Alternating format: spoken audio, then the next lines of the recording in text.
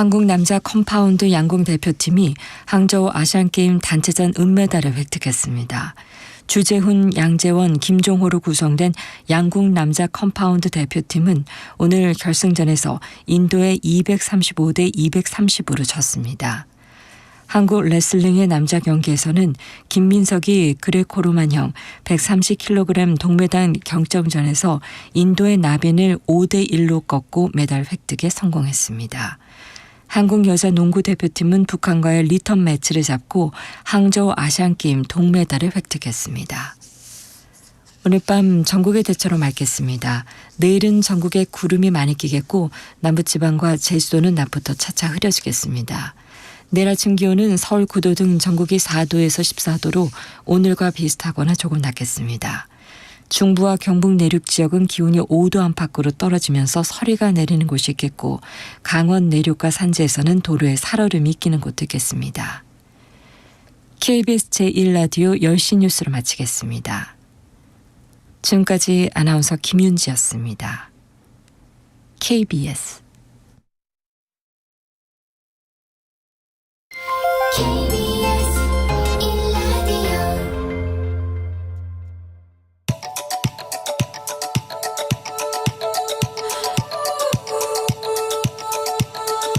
김성환의 시사야.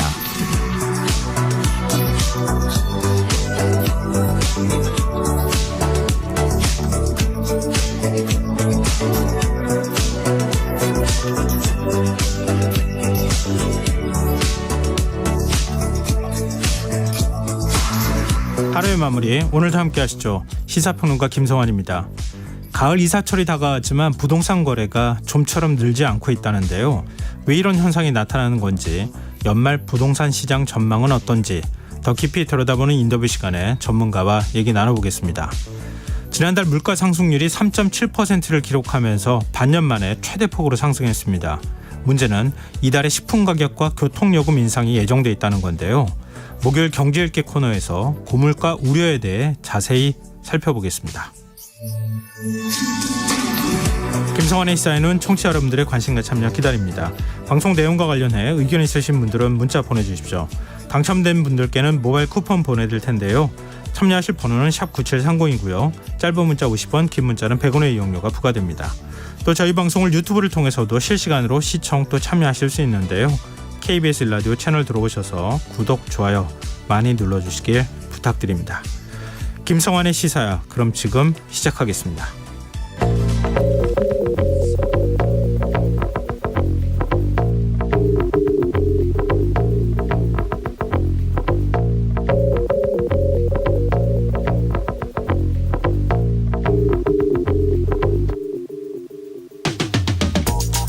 윤석열 대통령은 지난 추석 연휴에 고향에 가지 못하고 비상근무를 하는 소방관들을 찾아가 격려 메시지를 전했죠. 소방공무원들이 헌신적으로 애써준 덕분에 국민들이 아주 든든해하고 있다면서 대통령이기 이전에 국민의 한 사람으로서 감사하다는 뜻을 전달했는데요. 그렇다면 소방관들은 국가로부터 얼마나 보호받고 있을까요?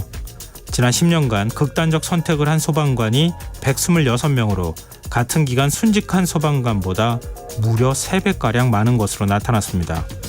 각종 재난재해 현장에 노출되는 직업의 특성상 외상후 스트레스 장애에 시달리는 빈도가 높지만 소방관들의 정신건강을 돌봐줄 시스템은 제대로 작동하지 않고 있다는데요. 실제로 정부가 운영하는 찾아가는 상담실의 경우 전문 상담사 1명이 소방관 670명 넘게 담당하고 있는 실정이라고 합니다. 사고로 부상을 당하더라도 공무상 재해로 인정받지 못하는 사례 역시 절반이 넘는다고 하는데요. 소방관이 스스로 업무와 질병의 인과관계를 입증해야 하는 구조 때문이라고 하는데 이런 상황 대체 어떻게 봐야 하는 걸까요? 이런 가운데 소방관들이 출장비를 제대로 지급받지 못하고 있다는 보도마저 나왔습니다. 인사혁신처가 공무원 출장비를 25% 인상했지만 소방청 관련 예산이 충분히 확보되지 않으면서 미지급 출장비가 누적되고 있다는데요. 우리가 소방관의 노고에 감사하다고 이야기를 하면서도 그들의 현실을 너무 외면해 왔던 건 아닐까요? 소방관도 국가의 보호를 받아야 하는 국민의 한 사람인데 말입니다.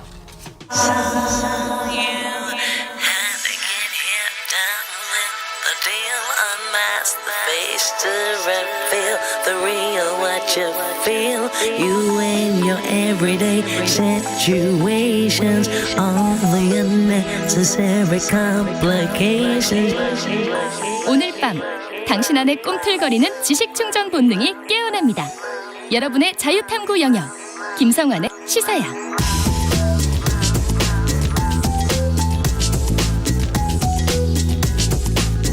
오늘 어쨌던 뉴스 꼼꼼히 정리해드리는 뉴스야 시간입니다. 오늘은 곽재훈 프레시안 기자 나와 계십니다. 안녕하세요. 네, 안녕하세요. 네, 아무래도 오늘은 인사청문회 얘기부터 좀 해봐야 될 것 같은데요. 김행 여성가족부 장관 후보자 인사청문회 쟁점부터 정리해 볼까요? 네, 오늘 국회에서는 김행 여성가족부 장관 후보자 그리고 유인촌 문화체육관광부 장관 후보자 이 두 명의 인사청문회가 동시에 열렸는데요. 네. 이 김행 여성부 장관 후보자 인사청문회에서는 여성문제 주무부처 장관으로서 김 후보자의 여성관이 도마에 올랐습니다. 야당 청문위원들은 김 후보자가 대표로 재직했던 인터넷 언론사 위키트리의 성범죄 관련 2차 가해 보도라든지 또 성폭력으로 인한 임신 중지도 불법인 필리핀을 모범적 출산 문화로 이제 지목했다는 의혹 등을 들어서 비판에 나섰습니다. 네. 기본소득당 용해인 의원은 이 인사청문회 때 2018년 미투 운동을 언급하면서 이 위키트리가 여성가족부와 한국기자협회가 제시한 성범죄 관련 보도윤리를 어긴 기사를 빈번하게 실었다는 점을 지적했는데요. 네. 특히 이제 굉장히 이 언론사에서 실었던 어떤 선정적이고 노골적인 좀 성범죄 관련 어떤 묘사하는 제목들을 열거하면서 네. 기사 제목부터 내용까지 피해자를 성적 대상으로 삼는 아주 비윤리적 묘사가 가득하다. 또 성범죄를 자극적으로 묘사해놓고 피해자가 조심하면 성범죄를 피할 수 있다는 인식을 명백하게 확산하는 2차 가해 보도다 이렇게 비판했습니다. 네. 이 김 후보자는 이에 대해서 저도 부끄럽고 이게 지금 대한민국 언론의 현실이다 이렇게 일부 책임을 인정하는 듯한 발언을 했습니다. 아니 근데 뭐 중간에 말을 끊어서 좀 그런데 대한민국의 현실이면은 다른 언론도 다 그래도 된다는 뜻입니까?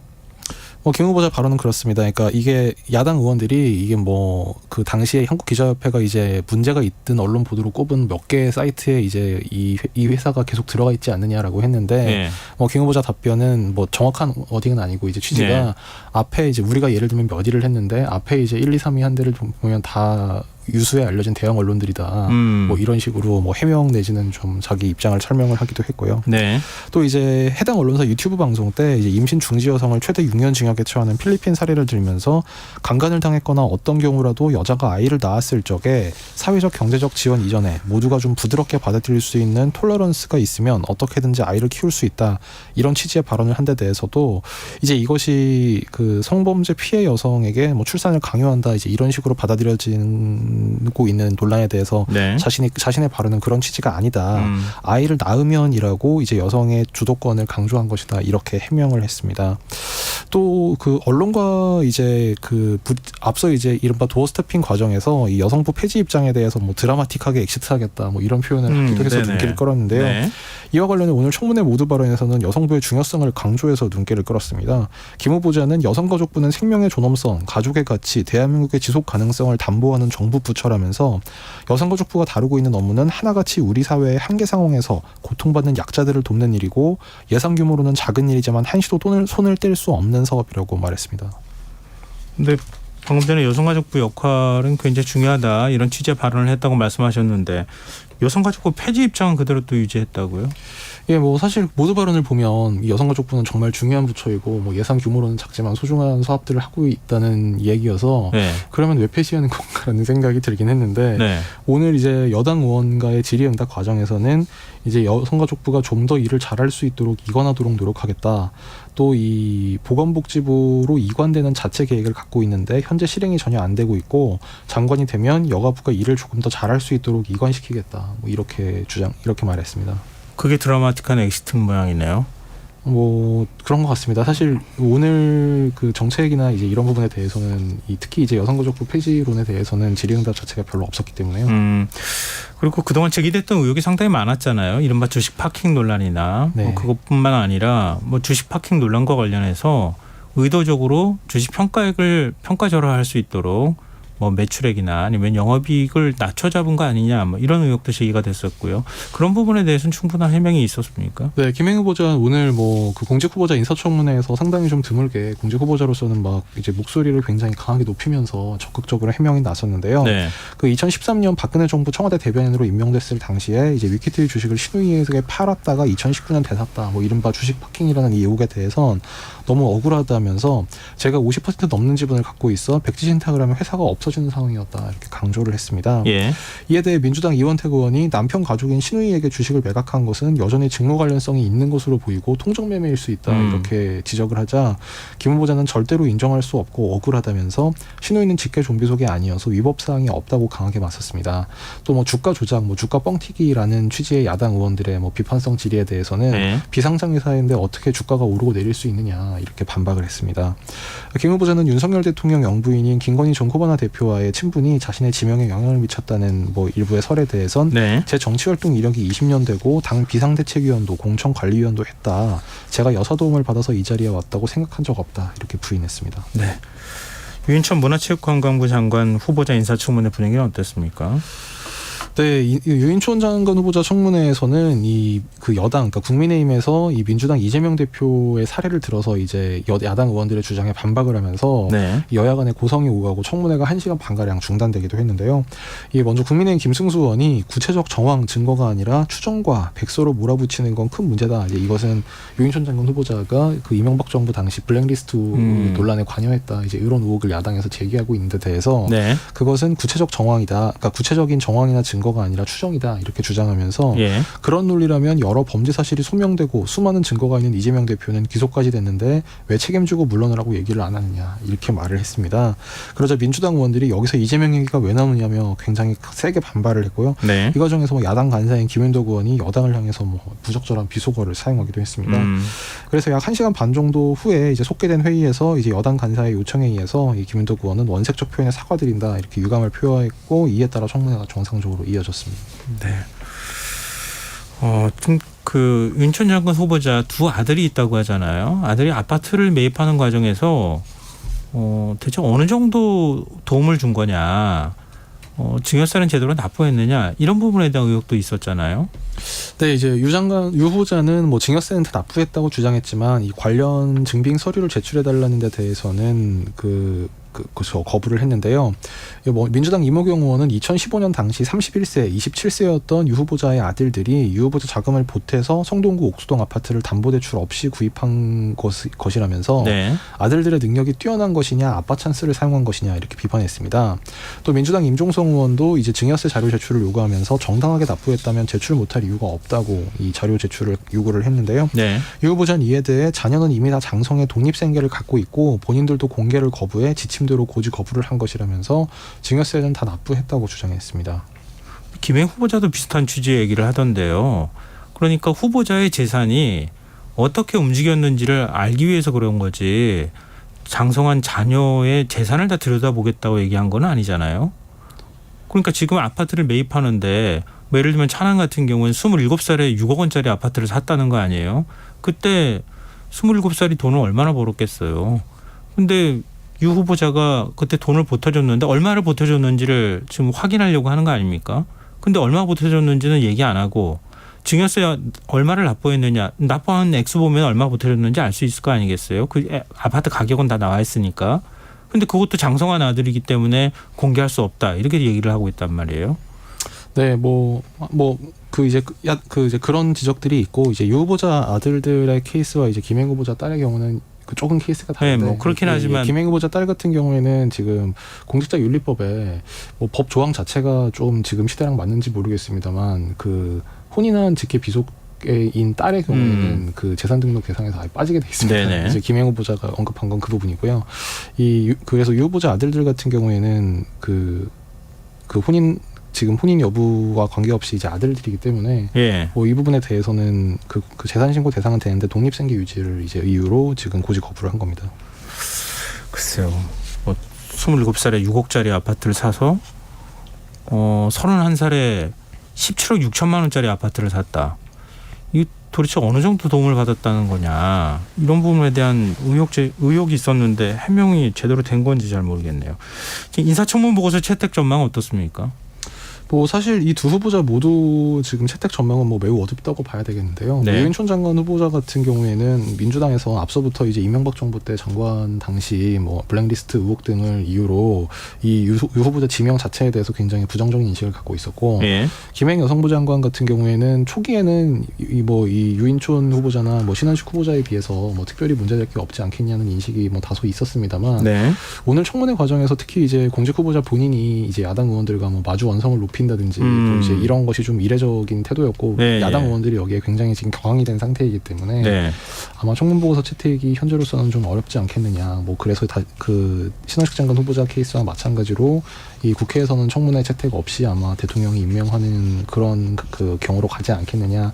뭐 현재로서는 그런 가능성이 높아 보입니다. 그럼 신원식 국방부 장관 후보자도 역시 마찬가지입니까? 윤석열 대통령이 청문 보고서 재송부 요청을 했잖아요. 네, 윤 대통령은 내일까지, 그러니까 이틀을 기한을 지정해서 이 신원식 장관 후보자에 대한 인사청문 경과 보고서 재송부를 국회에 요청했습니다. 이 대통령 대변인실은 윤 대통령이 신 후보자에 대한 인사청문 경과 보고서 재송부 요청안을 오늘 제가했다면서 이같이 전했는데요. 이번 기한에도 재송부 요청에 응하지 않으면 청문 보고서 없이 임명할 방안으로 전해졌습니다. 네. 다림수로 가보겠습니다. 이균영 대법원장 후보자 국회 임명 동의안 표결 지금 하루 앞으로 다가왔는데요. 그 하루를 남겨둔 시점에서 이 후보자가 기자들한테 입장문을 보냈다고요? 네, 이균용 대법원장 후보자는 대법원장 직위의 공백을 메우고 사심없이 국가와 사회, 법원을 위해 봉직할 기회를 달라며 이 국회에 가결을 요청했습니다. 이 후보자는 사법부 공백이 길어질수록 전원합의체 재판과 대법관 제청, 헌법재판관 지명, 각종 사법행정과 법관 인사 등 중요한 국가 기능의 마비 사태가 우려된다면서 이같이 호소했습니다. 청문회 과정에서 자신에 대해 제기된 각종 문제에 대해선 청문 과정에서 제가 한 판결, 저의 국가관과 역사인식 등에 대해 국민 여러분과 국민의 대표인 청문위원들이 여러 가지 지적을 해주셨다면서 제가 받은 지적과 비판의 말씀을 모두 겸허하게 받아들인다, 이렇게 자세를 낮췄습니다. 네. 또 가족이 보유한 10억 원 상당의 이 비상장 주식을 재산신고에서 누락한 점에 대해서는 다시 한번 죄송하다고 이제 사과하면서 이 가장 깨끗하고 투명한 방식으로 처분하겠다, 이런 입장을 처음으로 밝혔습니다. 민주당 분위기가 어떻습니까? 좀 부결 분위기가 강한 것 같은데요. 네, 뭐 민주당 내에서는 지금 이제 이균용 후보자에 대한 불가론이 뭐 강하게 지금 형성이 된 상태입니다. 홍익표 네. 민주당 원내대표는 오늘 아침 라디오 인터뷰에 나와서 대법원장 공백의 근본적인 책임은 이런 부적격자를 대법원장으로 추천한 대통령에게 있다. 그러니까 그 동의를 안 해준다고 해서 이게 야당 탓인 것이 아니라 애초부터 잘못된 인사를 지명한 것이라는 취지로 주장을 했습니다. 네. 강선우 민주당 대변인도 오늘 아침 KBS 라디오 인터뷰에서 이 후보자 같은 사람이 대법원장으로 임명돼 사법부 전체가 공황에 빠지는 것보다는 공백이 낫다, 이렇게 말했습니다. 윤재욱 원내대표, 국민의힘 원내대표도 입장을 밝혔죠. 네, 국민의힘 윤재욱 원내대표는 이 후보자가 이전 대법원장 후보에 비해 결격 사유가 특별히 더 크지도 않은데 민주당이 한사코 반대하는 것은 어떻게든 정부 여당 발목을 잡으려는 것이라고 주장을 했습니다. 네. 또 재산신고와 관련해 후보자가 철저하지 못했던 점은 다소 인정되지만 이를 치명적 결격 사유로 보긴 어렵다면서 민주당이 거론하는 나머지 이유들도 정치 공세에 불과하거나 이론의 여지가 많다고 주장했습니다. 정의당 분위기는 어떻습니까? 사실 지금 국민의힘을 빼고는 뭐 다른 정당들은 모두 이제 이균용 후보자는 좀 문제가 있다, 내지는 임명하는 것이 좀 적절하지 않다, 이런 입장인데요. 네. 정의당 입장도 부결로 기운 상태입니다. 이 청문특위위원이었던 정의당 심상정 의원, 이심 전 대표는 오늘 국회 기자회견을 열고 윤 대통령은 1인 시일 내에 대법원장 후보를 추천하라면서 국민 눈높이에 부합하고 사법부 권위를 높일 후보를 물색해달라고 촉구했습니다. 정의당 관계자는 어제 이 본회의 직전 당론 채택 절차를 밟을지는 모르겠지만 지금까지 당내 발언을 종합해보면 부적격이라는 의견 일치가 돼 있는 상태라고 귀띔했습니다. 이른바 금태섭 신당이라고 불리는 새로운 선택도 어제자 성명에서 이 자격 요건이 없는 아들이 대형 로펌 인턴으로 채용된 것은 조국 전 법무부 장관 냄새가 나고 인사청문회 준비하는 과정에서 재산 내역 등을 불성실하게 제출하거나 제출 안 한 것은 최소한의 준법의식마저 의심하게 만든다면서 윤 대통령에게 이 후보자 지명을 즉각 철회하라고 촉구했습니다. 네. 지금 여러분께서는 KBS 1라디오 김성환의 시사회와 함께하고 계십니다. 계속해서 뉴스야 이어가겠습니다. 검찰이 이른바 문재인 정부 시절 통계 조작 의혹 사건과 관련해 강제 수사에 들어갔어요. 네, 대전지검은 오늘 감사원이 수사 요청한 통계조작 의혹 사건과 관련해서 통계청, 한국부동산원, 국토교통부, 기획재정부, 고용노동부 등을 압수수색했습니다. 감사원이 주요 국가통계 작성 및 활용 실태 감사를 거쳐서 전 정부 고위직 등 관련자 22명에 대해 직권남용 권리행사 방해 등 혐의로 수사 요청을 한 데 따른 것인데요. 검찰은 오늘 아침 9시께부터 검사와 수사관 등을 이 해당 기관들에 보내서 관련 자료를 확보하는 한편 업무용 PC에 대해선 데이터 포렌식 작업도 진행한 것으로 알려졌습니다. 또 수사 의뢰 대상자 일부에 대해서는 출국 금지 조치를 했습니다. 네, 앞으로 수사 방향 또 수사를 어디까지 할지 뭐 올라가다 보면 문재인 전 대통령까지 가지 않겠습니까? 과연 갈 수 있을까?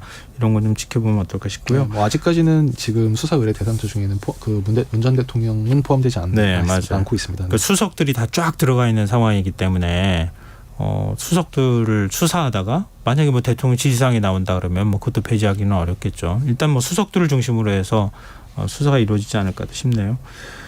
그리고 검찰이 민주당 이재명 대표 기소 시점과 관련해서 입장을 밝혔어요. 네, 서울중앙지검 관계자는 오늘 기자들과 만나 이 법원의 영장 기각 사유를 면밀히 분석하고 재반 증거 자료 등 수사 기록을 재검토하고 있다면서 기소 여부와 범위, 시기에 대해 신중히 검토 중이라고 밝혔습니다. 그러면서 이 사건 처리 시기에 대해선 구속영장까지 청구된 사안이라 그렇게 오랫동안 검토하겠다고 하지는 않겠다면서 이 국정감사 등 외부 일정은 고려 대상이 아니라고 선을 그었습니다. 네, 이재명 대표는 내일 대장동 재판에 출석한다고요? 네, 민주당은 이재명 대표가 내일 10시 30분 이 대장동 위례신도시 특혜 의혹 사건 첫 재판에 출석하기 위해 법원에 출석할 예정이라고 밝혔습니다. 네. 이 단식 투쟁 중 그 건강 악화로 병원에 입원한 이 대표의 두 번째 이 병원 박 외출인 셈인데요. 이 대표는 앞서 지난달 26일 이 영장실질심사에 이제 그 입원한 상태에서 출석을 한 바가 있습니다. 다만 이 대표는 서울 강서구청장 보궐선거 지원 유세 등 이 다른 그러니까 재판 외에 다른 일정은 소화하지 않을 예정인데요. 민주당은 이 대표가 병원에서 외출에 출석하며 재판 종료 후 다시 병원으로 복귀할 예정이라고 전했습니다. 네. 자, 다음 뉴스로 가볼까요? 일본이 오늘부터 후쿠시마 원전 오염수 2차 방류를 시작했어요. 네, 일본 도쿄전력이 오늘 오전 10시 20분께 후쿠시마 제1원전 오염수 2차 해양 방류를 시작했다고 후쿠시마 중앙TV 등 일본 언론이 보도했습니다. 도쿄전력은 2차 방류 기간인 오늘부터 오는 23일까지 1차 때와 거의 같은 양인 약 7,800톤의 오염수를 바다에 방류할 계획입니다. 하루 방류량은 460톤가량으로 예상됩니다. 우리 정부는 그동안 이제 매일 하던 일일 브리핑을 횟수를 주 2회로 줄이기로 했다고요.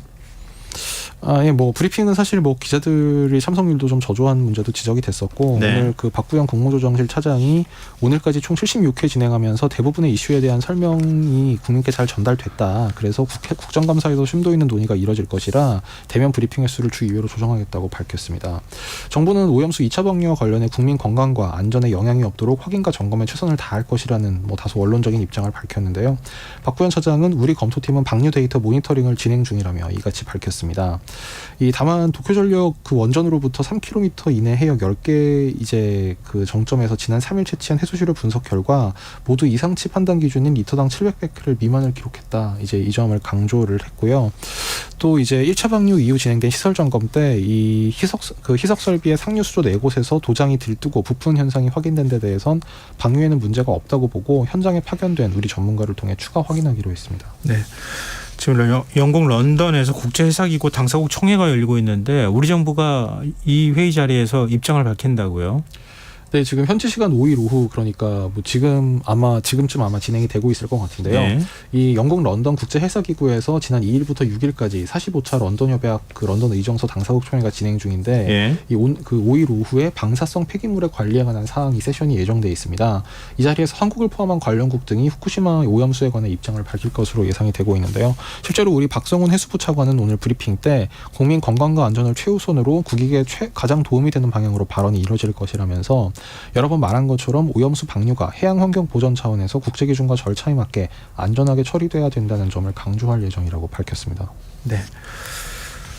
그리고 미국 인도태평양 사령부가 한미연합 해상훈련 그 훈련적 표기를 동해가 아니라 일본해라고 해서 이게 좀 논란이 되지 않았습니까? 네. 근데 수정을 했는데 또 논란이 되고 있다고요? 이게 무슨 얘기입니까? 예, 미국 인도태평양 사령부가 지난달 27일 동해에서 실시한 한미연합해상훈련의 훈련 지역 표기를 예. 처음 이제 홈페이지에 올렸을 때 일본의 뭐 수요부 재팬이라고 이제 올렸었는데 여기에 대해서 이 한국 정부의 항의가 있은 이후에 이것을 그냥 바다에서 훈련을 했다. 그러니까 at sea 그냥 이렇게 바꾼 것으로 오늘 확인이 됐습니다. 국방부는 이 그 훈련과 관련한 그 미국 인도태평양 사령부의 그 자료 사진에 일본해라는 표기가 나오면 그간 변경을 요구해 왔다면서 이번에도 변경을 요청해 이 사령부가 표기를 변경한 것이라고 설명했습니다. 변기하면 안 되나요? 그냥 동해도 문제고 일본해라고 하기도 그러니 그냥 바다라고 한다. 이거 어떻게 해석해야 되죠? 자, 서울 강서구청장 보궐선거 얘기 좀 해보죠. 여야 지도부가 오늘도 총력전을 펼쳤어요. 네, 뭐 국민의힘은 지금 김기현 대표 등 지도부가 앞장서서 선거를 이끌고 있는데요. 김 대표는 오늘 당 최고위원회의 때도 이 사전투표 참여를 독려하는 등 그 강서구청장 관련 메시지를 그 가장 많은 시간을 들여서 낸 이후에 네. 오늘 강서구를 돌면서 뭐 경로당 또 시장 방문이라든지 재개발 통합 추진이 개소식 등 숨가쁜 일정을 소화했습니다. 또 오늘 오후 6시 화곡역 사거리에서 총력 유세도 펼쳤는데요. 당 지도부와 뭐 권영세, 나경원 상임고문 등이 총출동해서 김 후보 지지를 호소했습니다.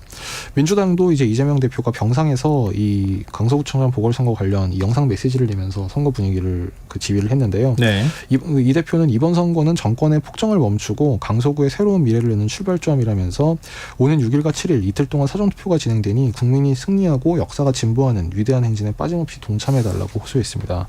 당 상임고문인 이해찬 전 대표도 이 강서구를 찾아서 이 진교훈 후보를 방문하고 격려했습니다. 네. 오늘 뉴스 여기까지 하겠습니다. 지금까지 곽재훈 프레시안 기자였습니다. 고맙습니다. 감사합니다.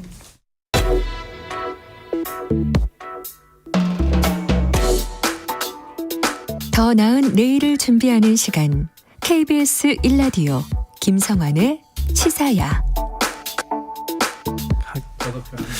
네, 성수기로 불리는 가을 이삿질이 다가왔지만 부동산 거래는 좀처럼 늘지 않고 있습니다. 게다가 최근 금융당국의 대출 제동에 고금리 장기화 우려까지 커지면서 거래량이 더 줄어들 것이다 라는 전망까지 나오고 있는데요. 4분기 부동산 시장은 어떤 흐름을 보일지 김인만 부동산 경제연구소장 모시고 얘기 나눠보겠습니다. 안녕하십니까? 안녕하세요. 예, 늦은 밤인데 직접 나와주셔서 고맙습니다. 네. 이 서울 아파트 매매량이 좀처럼 회복되지 않고 있다 이런 얘기가 나오던데요. 네네. 이 어느 정도입니까? 전년도하고 비교했을 때 뭐 지금 어느 정도로 거래량이 회복이 안 되는 겁니까? 일단 작년하고 비교하면 거래량이 회복됐습니다. 회복된 거는 맞는데요. 네. 이게 2년 전, 3년 전하고 비교해 보면 여전히 부족한 수준입니다. 작년은 뭐 워낙 안 좋았으니까. 워낙 안 좋았으니까요. 네. 작년 뭐 12월 서울 아파트 거래량이 한 800건 정도, 850건 정도 됐었고요. 네. 10월 거래량은 600건 수준에 머물었거든요. 네. 2020년, 2021년 분위기 좋았을 때는 평균 한 5,000건 정도. 잘 될 때는 네. 15,000건 정도 나왔는데 예. 800건, 600건은 작년은 그냥 올스톱인 상황이고요. 올해 1월부터 회복은 했습니다. 1월이 1,400건 정도 나왔었고요. 2월이 2,400건, 3월이 2,900건. 네. 늘어나다가 한 5월, 6월부터 뉴스를 보면 증가한다라는 뉴스가 나오는데 사실 네. 3,000건대에서 머물러 버렸어요. 이게 상승장이면 3,000건, 4,000건, 5,000건 이렇게 올라가줘야 되는데 네. 4달 연속으로 3,000건대 머물다 보니까 이게 박스권에 갇혔다. 치고 올라가지 못한다. 대세 상승 같으면 좀 이게 거래량이 늘어나야 되는데 네. 오히려 매물이 늘어나고 있고요. 매수자들은 1월, 2월, 3월 가격이면 괜찮은데 예. 이게 지금 가격도 반등을 했거든요. 예. 지금 지금 가격을 따라가도 되나라는 약간 걱정되는 마음이 있기 때문에 예. 팽팽한 줄다리기를 하면서 거래량이 그냥 3,000건 수준에서 멈춰버렸습니다. 그러니까 회복될 듯 했던 거래량이 네. 갑자기 소강 상태 이렇게 접어들면서 박스권에 갇힌 이유는 뭡니까? 이게 뭐 기술적 반등이라고 봐야 되는데요. 예. 작년에는 너무 많이 떨어졌고 약간 비정상적인 상황이었죠. 예. 기준금리가 3.5% 한국은행 기준금리도 부담이지만 작년은 올라가는 속도가 문제였잖아요. 네. 이렇게 빨리? 이거 생각보다 심각한데? 심각한데 하면서 우리가 패닉이 왔기 때문에 전세 매매가 동시에 하락을 한 상태고요. 네. 올 1월부터 이제 정부 규제가 풀렸고 우리가 금리에 좀 적응을 했죠. 3% 되면 대한민국이 큰일 날 것 같았는데 3.5% 돼도 부담은 되지만 이게 큰일 날 수준은 아니거든요. 어느 정도 적응을 했고 가격도 고점 대비 물론 지역마다 편차는 있겠지만 평균 네. 한 30% 정도 떨어졌습니다. 우리가 하락할 때 고점 대비 30% 정도 하락하면 굉장히 많이 떨어졌다. 거의 바닥 가까이 왔다라고 보여지거든요. 네. 바닥 수준 가다 보니까 시장의 수요자들도 이 정도면 구입해도 된다라는 심리가 작동이 되면서 구입을 했는데 네. 이제 가격이 반등을 하잖아요. 네. 예를 들어서 10억짜리 아파트가 7억으로 떨어지면 7억은 분명히 메리트가 있는데 지금 한 8억 5천 수준 9억까지는 올라왔단 말이에요. 네. 지금 사서 취득세 내고 대출세 내고 전고점을 뚫고 얼마나 올라가야 우리가 수익이 나올까에 대한 생각을 하게 됩니다. 답이 잘 안 나오죠. 이게 쭉쭉 올라갈 것 같으면 집주인들도 매물을 회수를 하는데 지금 집주인들이 매물을 내놓고 있거든요.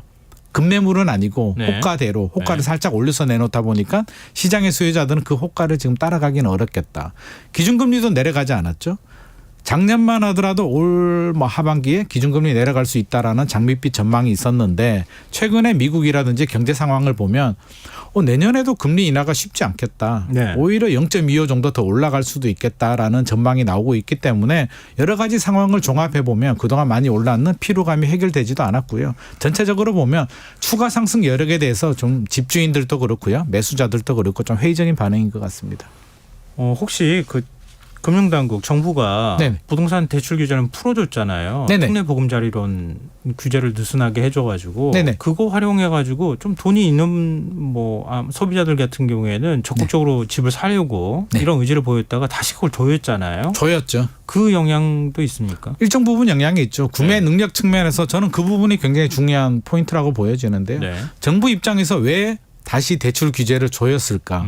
정부가 바라는 건 집값 상승이 아니거든요. 내년 4월 총선을 앞두고 안정이에요. 폭락해도 안 되고 폭등해도 안 되는 상황인데 네. 통계를 보면 1월보다 계속 상승세를 보이고 있거든요. 네. 최근 청약시장 분위기는 또 좋아요. 그러면 고분양가 논란에도 경쟁률이 높게 나오다 보니까 또 시장의 지금 반응이 인허가 물량, 착공 물량이 줄어들면 3년, 5년 후에 입주 물량이 부족하니까 예. 지금은 아니더라도 3년, 5년 후에 집값이 올라갈 수 있다라는 심리가 좀 작동이 됩니다. 네. 그러니까 정부 입장에서는 이 불안 심리를 좀 차단을 시켜야 되는데 차단시키는 방법이 공급 대책이 나왔고요. 두 번째는 자금줄을 좀 죄자. 가계부채 관리도 해야 되니까 우리가 너무 많이 풀어준 것 같다라는 생각에 규제 지역을 뭐 이렇게 규제를 건드릴 수는 없는 거고요. 예. 소리 소문 없이 사실은 특례보금자리를 살짝 없애버렸고요. 우대형이 내년 1월에 없어지거든요.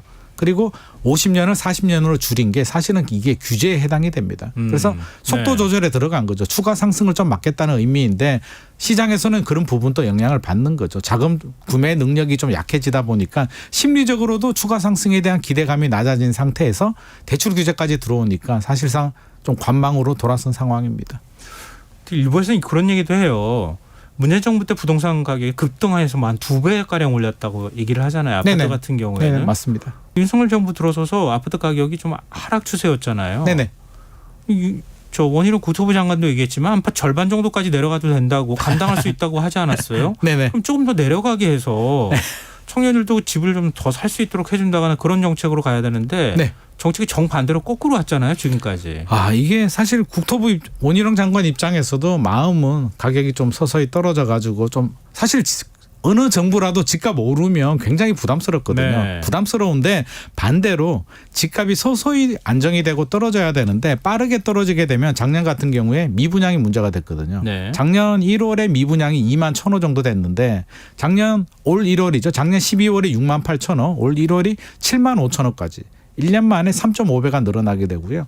미분양이 늘어난다는 얘기는 PF 대출이 문제가 되죠. 네. PF 대출이 문제가 되면 금융시장, 국내 경제로 이렇게 불똥이 튀기 때문에 정부 입장에서는 올 1월에는 어쩔 수 없이 제가 이해를 하자면 어쩔 네. 수 없이 개입을 할 수밖에 없는 상황. 그렇다고 해서 대출 더 많이 받게 해줘가지고 집 사십시오. 이렇게 얘기하는 건 좀 올 문제 있는 거 1월은 아닙니까? 워낙 긴급한 상황이었죠. 믿었던 둔촌주공마저도 사실은 둔촌주공이 굉장히 중요했는데 네. 둔촌주공을 개입하지 않고 심리를 그대로 내버려 뒀다면 하락폭이 더 커지게 되고요. 미분양이 7만 5천호까지 늘어났는데 10만 호까지 늘어나게 되면 패닉으로 가면서 집값이 폭락하게 되거든요. 그런 상황은 막아야 된다라는 게 좀 작동이 된 것 같은데 네. 그렇게 대출을 풀어줬다가 이제 어느 정도 회복이 되니까 자꾸 빚이 늘어나니까 어떻게 보면 화장실 들어갈 때하고 나올 때가 좀 달라진 거죠. 그래서 원래는 관리가 들어가고 서서히 안정이 됐어야 되는데 작년에는 너무 빨리 떨어졌으니까 우리가 개입을 한 거고 이제는 또 정상화가 어느 정도 됐기 때문에 다시 또 살짝 관리가 들어가고 있는 상황입니다. 부동산 시장이 어려운 것 같아요. 정말 진짜 어려운데 네네.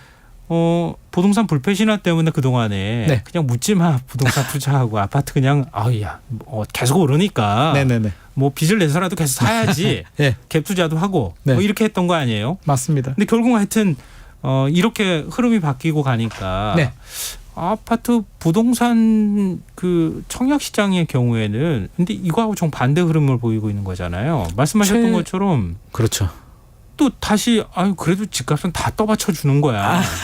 강남 같은 경우에는 이미 문재인 정부 시절 때 호가 지금 넘어서는 상황이다. 맞습니다. 일부 이런 단지들은 그러고 있습니다. 예, 그런 얘기까지 나오잖아요. 네네. 사놨더니 손해는 안 보더라. 이런 신호를 주기 때문 아닙니까? 이게 불패 신화도 있고요. 뭐 장기적으로 우상향한다라는 말도 있는데 뭐 네. 장기적으로 보면 우상향하는 건 맞습니다. 실물 자산이고요. 우리 화폐 가치도 떨어지기 때문에 그 부분이 반영되는 부분이 있는데 이게 불패라는 게 우리가 좀 잘 이해를 해야 되는 게 장기적으로 우상향한다는 말이 집값이 떨어지지 않는다는 말이 아닙니다.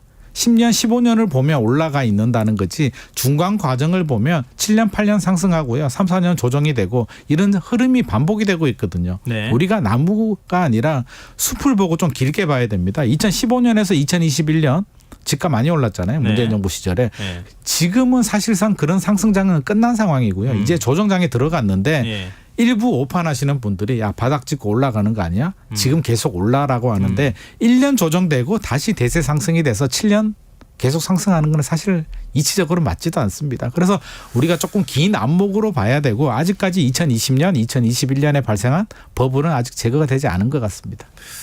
항상 이성보단 감성이 앞서는 상황이라 불안하죠. 또 이러다 집값 오르는 거 아닌가 하는 불안한 마음도 있고요. 또 우리 청년들 미래가 또 지금 재테크하지 않으면 또 불안한 마음 여러 가지가 맞물려 있는 것 같습니다. 뭐 앞서도 이제 몇 가지 내용들이 나와서 지금 청약 열기가 왜 이렇게 뜨거워지고 있는지 설명이 어느 정도는 됐을 것 같은데요. 네. 일단 정부가 분양 물량 늘리겠다, 주택 공급량 늘리겠다고 좀 나선 상황이잖아요. 네네. 그래서 대책까지 지금 발표한 건데 맞습니다. 부동산 청약 시장은 어떨 것 같으세요? 청약 시장은 약간 특징이 있는 게 우리가 좀 예의주시해야 되는데 청약은 특징이 계약금 10%만 내고요. 3년 후에 입주합니다. 분양가도 확정 분양가입니다. 지금 분양을 받으면 지금 가격이 3년 후에 연장이 되는데 네. 제가 앞서서도 설명드렸듯이 인플레이션 문제도 있고요. 분양가 문제도 있어서 지금이 가장 저렴하다. 3년 후에 입주 물량도 부족하고 분양가도 계속 올라갈 거니까 일반 아파트를 사기는 조금 부담되지만 네. 계약금 10%만 내고 돈이 적게 들어간다는 얘기죠. 청약 시장 그래도 새 아파트를 분양을 받으니까 옥석 가리게 들어간 거죠. 청약이 예. 좋은 시장이기 때문에 전국은 아니고요. 수도권이나 광역시 일부 지역에 과열 양상을 보이고 있는데 저는 이것도 하나의 중간 단계이지 뭐 부동산이 살아나서 모든 시장이 좋아지는 단계는 아닌 것으로 보여집니다. 정부가 공급 대책 발표했잖아요. 네네. 추석 직전에 발표한 공급 대책이 어느 정도 효과가 좀 있을 것 같습니까? 그리고 또 실제로 예. 몇만 원 공급하겠다 이렇게 얘기하는데 공급이 실제로 그만큼 될 수는 있습니까? 이게 그 부분에 대해서는 이제 시장에서 왜 정부가 발표를 했냐라고 하면 시장의 분위기 그러니까 고분양가 논란에도 청약 시장의 경쟁률이 높게 나오기 때문에 네. 결국 논리는 그거죠. 공급이 부족해라는 시장의 우려를 불식시키기 위해서 정부 입장에서는 공급이 충분해라는 시그널을 주고 싶었던 거고요. 네. 이번 대책 내용을 보면 사실 지금이 아니고 인허가 물량이 부족하다는 얘기는 3년 5년 후에 입주 물량이 부족하다는 예. 또 국토부에서 발표된 공급 대책 내용을 보면 지금이 아니고 여러 가지 규제를 하고 12만 호 공급을 하더라도 5년 후 이야기거든요. 네. 5년 후에 입주 물량이 부족하다 안 부족하다를 이야기하고 있는 거니까 우리 시장의 수요자들은 사실 공감이 잘 되지도 않고요. 12만 호 얘기하면 의안이 벙벙하죠. 12만 호가 몇만 원인지도 잘 모르겠고요. 대책 내용을 보면 이번은 수요자 대책이 아니라 공급자 대책입니다. PF 대출 풀어준다라고 하고 뭐 전매 제한 또 우리 전매 제한이 아니라 건설사들이 토지를 확보한 전매 제한이거든요. 그러니까 수요자들이 공감이 안 되는 거죠. 우리하고 무슨 관계가 있지? 네. PF 대출은 우리가 받는 것도 아닌데 공감이 안 되다 보니까 사실 심리 효과도 낮아져서 저는 이번 대책 효과는 사실 좀 약하지 않나. 그리고 시기적으로도 좀 맞물렸죠. 정치적 이슈 때문에 좀 덮인 부분도 있습니다. 이 끝으로요. 네. 집 사야 됩니까? 안 사야 됩니까? 이걸 자꾸 좀 여쭤보게 돼요. 지금 뭐 부동산 청약에 해도 괜찮은 걸까? 네. 아니면 내가 지금 집이 필요한 상황이거나 아니면 좀 더 여윳돈이 있어서 투자를 해도 될 만한 상황이라고 하면 지금 이 시점에서 집을 사도 될까? 이렇게 생각하시는 분들 많을 것 같거든요.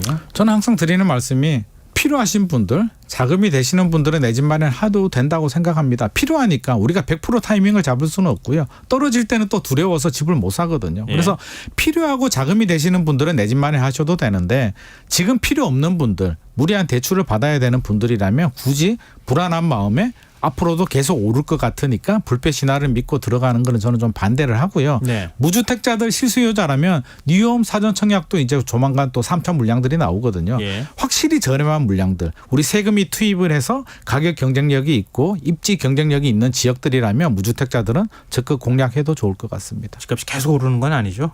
아유, 올랐다 내렸다 합니다. 그래서 좀 길게 본다면 10년, 15년 후에는 올라가 있겠죠. 우리 월급도 오르는데 집값 안 오르면 이상하잖아요. 하지만 15년까지는 단기적으로 본다면 네. 뭐 2년, 3년 이렇게 본다면 우리 항상 장밋빛 계속 불패 신화 이렇게 생각하면 안 될 것 같습니다. 그렇지 않을 수 있으니까 네네. 그건 좀 조심할 필요가 있다. 맞습니다. 이런 말씀이시군요.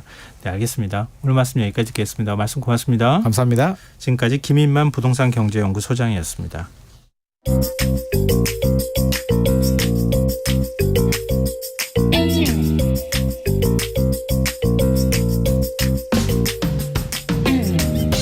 복잡한 정책부터 실물 경제와 투자까지 눈여겨봐야 할 경제 이슈 깊이 있게 살펴보는 시간입니다. 경제 읽기 경향신문 박병렬 경제부장 전화로 만나보겠습니다. 부장님 안녕하세요. 네, 안녕하세요. 네, 연이어 지금 경제 얘기를 해야 되는 상황인 것 같은데요. 오늘 9월 소비자 물가가 발표가 됐어요. 네, 그 통계청이 오늘 그 9월 소비자 물가 발표를 했는데 예. 전년 동월 대비 3.7% 상승한 것으로 나왔습니다. 지난 4월 이후에 5개월 만에 지금 가장 높은 상승률을 기록을 했고요. 네. 이 물가 상승률 계속 그 둔화가 되고 있는데 지난 7월 이후에 지금 두 달째 지금 다시 확대되는 흐름을 보이고 있습니다. 아마 이번 그 추석을 지내면서 많은 분들이 실제로 이런 그 물가 높은 거 체감을 많이 하셨을 텐데 네. 이제 지표로도 나타나고 있다 이렇게 보시면 됩니다. 어디서 이렇게 물가가 올랐느냐 세부적으로 보니까 역시 이제 그 국제 유가가 상승을 하면서 국내 석유류 가격이 인상한 것이 좀 컸습니다. 네.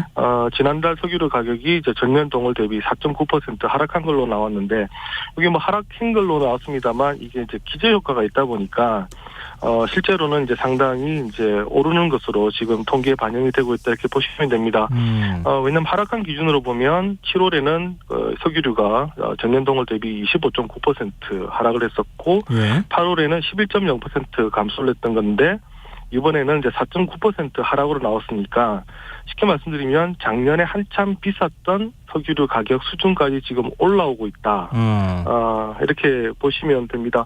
오늘 지금 보니까 경유 가격 보니까요. 전국 평균가 판매가 지금 1,700원 드디어 오늘 제가 찍었습니다.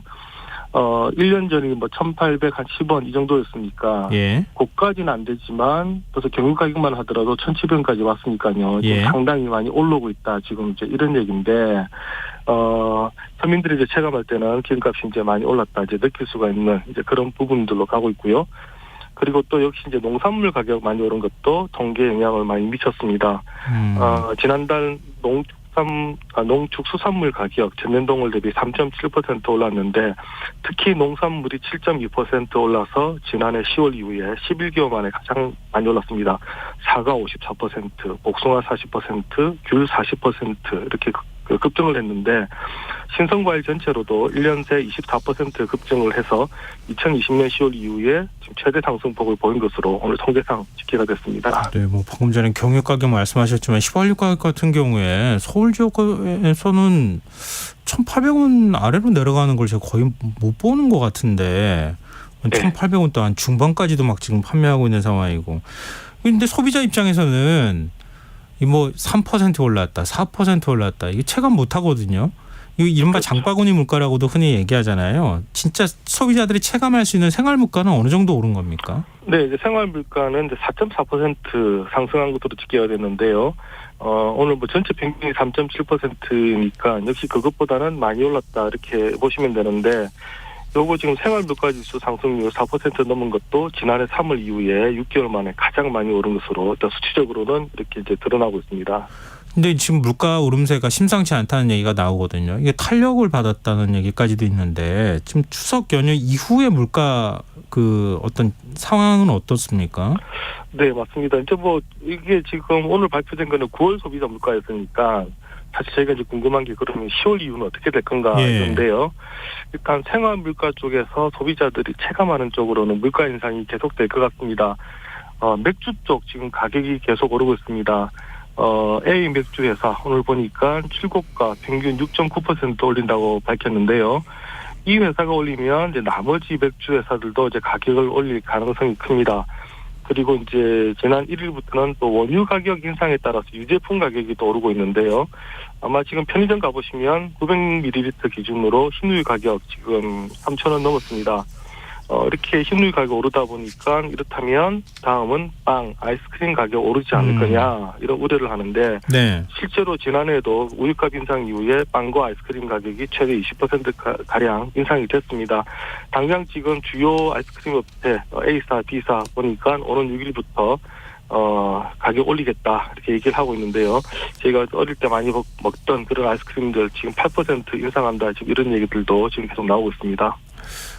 추경호 경제부총리가 유류세 인하 조치 어떻게 하는지 발표를 했죠. 네.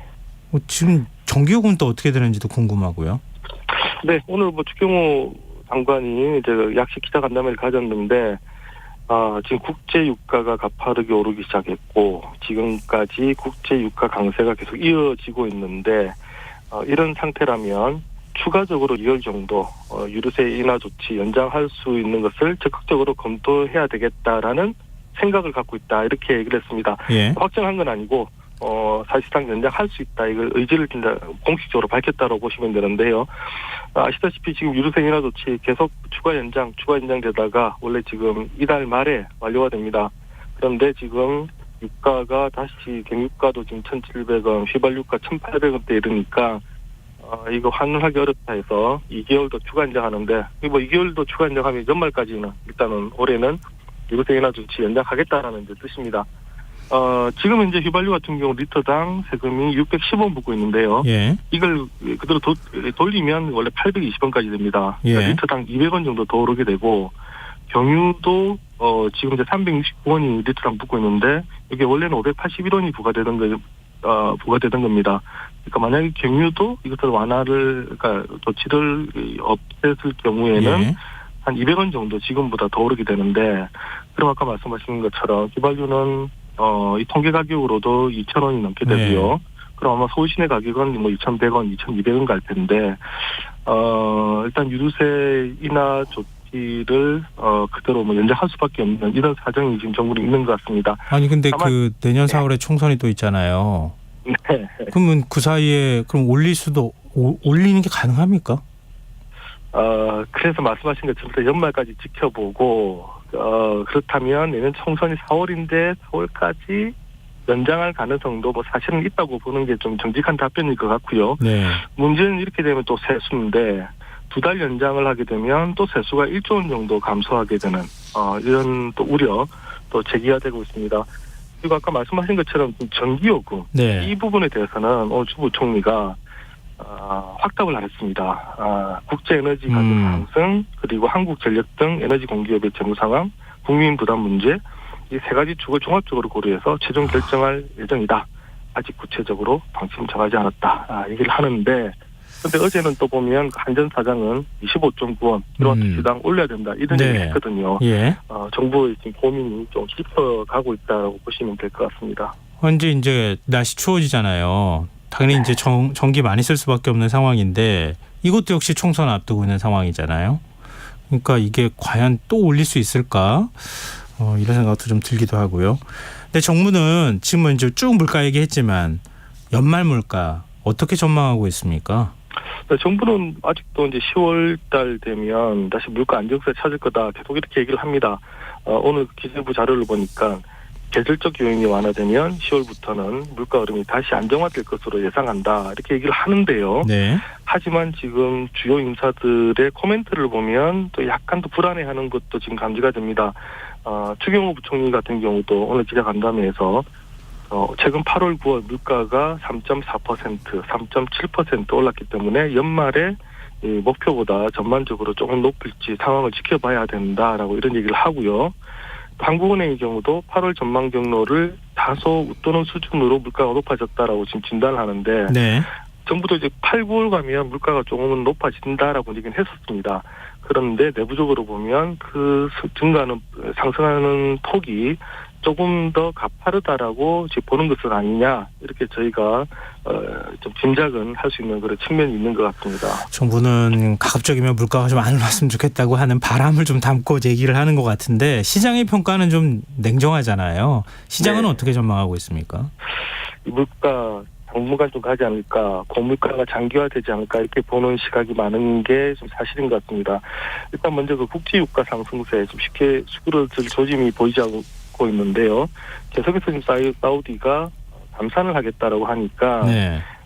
이 배럴당 $100 수준에서 오가는 수준 유지가 되지 않을까 보는 시각이 많습니다. 그리고 또 하나는 연준이 고금리 장기화하겠다 입장 밝히면서 지금 강달러가 지속이 되고 있는데요. 네. 지금 원달러 환율이 많이 가면 지금 1,400원까지 갈 수 있다. 네. 이런 얘기 나오는데 아시다시피 이렇게 원달러 환율이 높아지면 우리 입장에서는 수입 가격이 높아집니다. 유가가 올라가는데 여기다가 수입 가격까지 높아지면 역시 국내 물가는 영향을 받을 수밖에 없는 측면이 있고요. 마지막으로 또 지하철 요금도 곧 오르고 가스 요금 또 계속 인상 얘기가 나오니까 네. 이런 공공요금 인상도 결국은 또 반영이 되기 때문에 이 전체적인 거 보면 과연 연말 가서 물가가 떨어질 수 있을까 조금 의문을 갖는 분들이 많다고 봐야 될 것 같습니다. 지금 물가만 생각한다고 하면 한국은행이 지금 미국하고 금리 차이가 너무 많이 벌어지고 있으니까 좀 금리를 올려줘야 되는 거 아닙니까?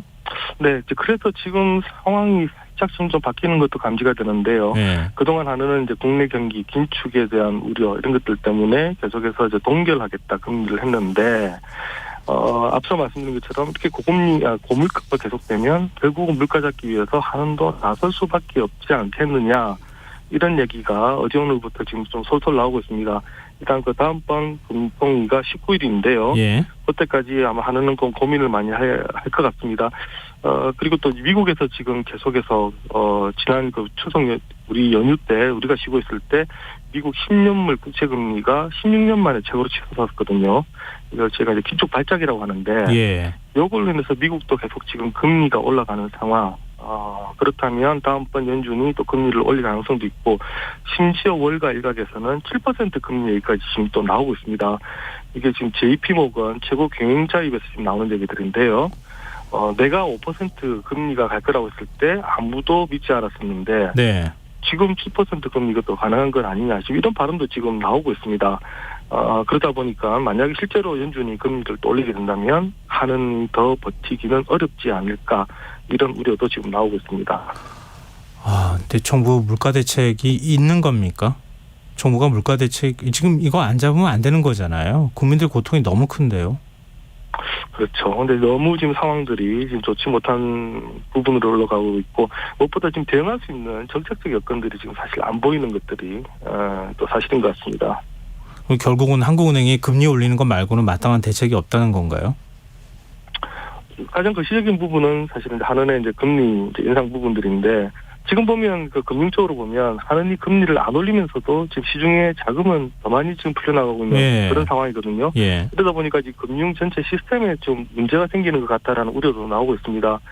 지난달의 경우는 보니까 또 주담대도 8조 원 넘게 또 풀렸는데 금리는 동결하고 그러면서 정책 대출 금리는 낮추는 그런 상황에서 뭔가 지금 금융 쪽에서도 불안정성이 크다 보니까 요거 안정화시키기 위해서도 금리 인상이 필요하다 이런 지금 요구들이 주변에서 지금 좀 나오기 시작한 것 같은데. 알겠습니다. 예. 이게 금리를 잡기 위해서는 물가를 잡기 위해서는 시중에 있는 돈을 좀 더 끌어들여가지고 갖고 와야 되는데 정부 정책은 정반대로 자꾸 왔다 갔다 하는 거 아닌가. 좀 여러 가지로 좀 혼란스러운 것 같습니다. 경제일기 지금까지 경향신문 박병률 경제부장이었습니다. 고맙습니다. 네, 감사합니다. KBS 라디오 김성원의 시사 1부 순서 여기서 마무리하겠습니다. 전 11시 정각 2부에 다시 오겠습니다.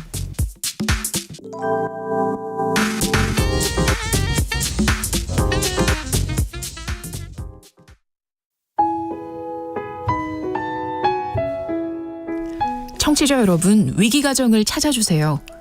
어려운 경제 상황 속에서 긴급한 경제적 지원이 필요한데도 복지 사각지대에 놓여 있어 아무런 지원도 받지 못하고 극한 상황으로 내몰리고 있는 위기가정이 늘고 있습니다. KBS 강태원 복지재단에서는 사회안전망에서 벗어나 위기에 처해 있는 가정을 발굴해 긴급 지원하는 사업을 진행합니다. 여러분 주위에 스스로의 힘만으로는 도저히 일어설 수 없는 힘든 이웃이 혹시 있는지 찾아봐 주세요. 우리 사회의 건강한 구성원으로 신속히 복귀할 수 있도록 KBS 강태원 복지재단이 작은 힘을 보태겠습니다. 여러분의 제보 전화를 기다립니다. KBS 강태원 복지재단 제보 전화 1533-0900, 1533-0900입니다.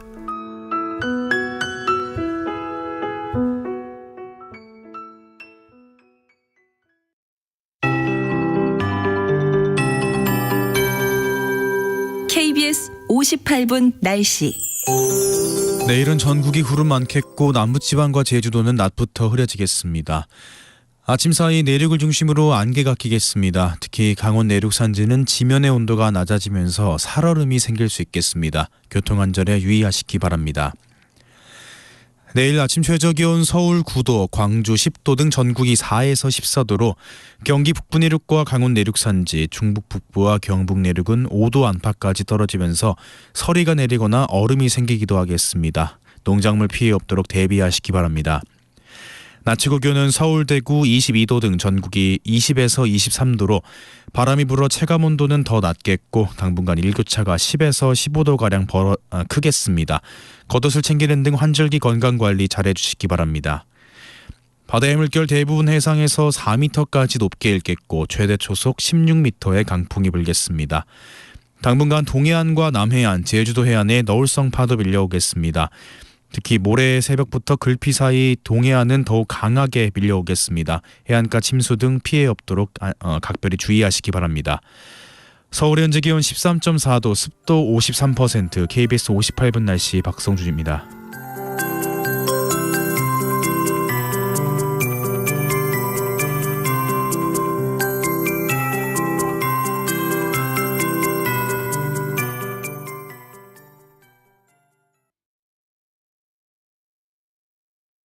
정성을 다하는 국민의 방송 KBS가 11시를 알려드립니다.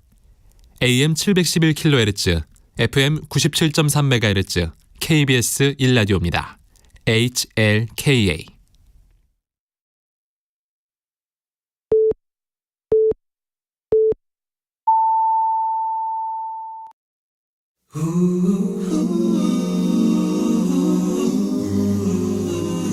이 밤 그냥 보내긴 아쉬우니까요.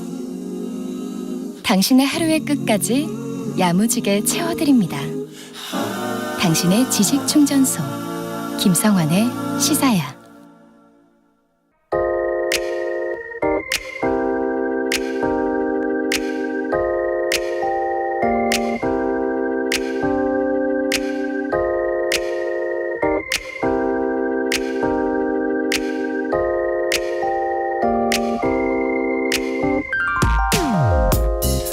해를 꼽아보니 22년에서 꼭 한 달이 부족합니다. 2001년 11월 4일 경기도 이천에 있는 이문열 작가의 작업실인 부학문원 앞에서 당시 상황을 전한 신문기사의 표현에 따르면 책 모의 장례식이 있었습니다. 작가가 신문 실론에서 특정 정치 성향의 지지자들을 홍위병으로 언급한 것에 항의하는 일종의 시위였습니다. 장례식에 참석한 30여 명의 독자들은 책들을 고물상에 싣고가 단돈 10원에 팔겠다고 으름장을 놓기도 했죠. 그런데 전대미문의 문화적 참사로 당시 사건을 규정한 그 신문의 기사를 통해 다시 책 장례식이라는 표현을 접할 거라고는 짐작조차 하지 못했습니다. 울산대가 중앙도서관에 보관 중이던 장석 94만여 권 가운데 절반에 가까운 45만 권을 올 하반기부터 폐기할 예정이라고 합니다.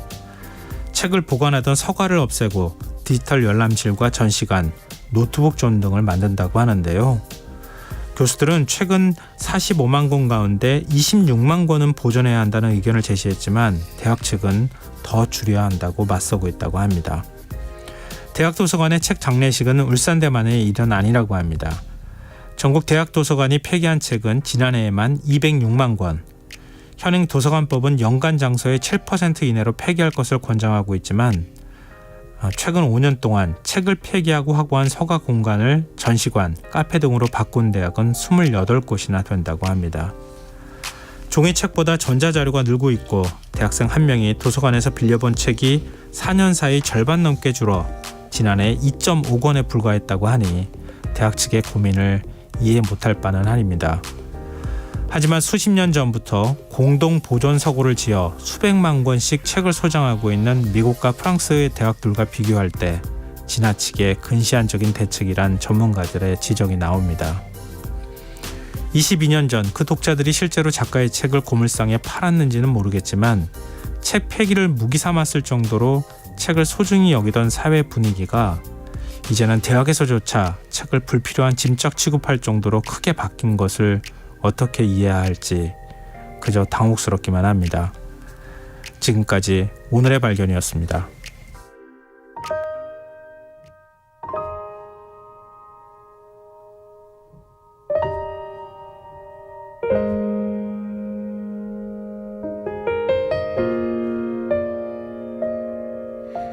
쓸쓸하던 그 골목을 당신은 기억하십니까?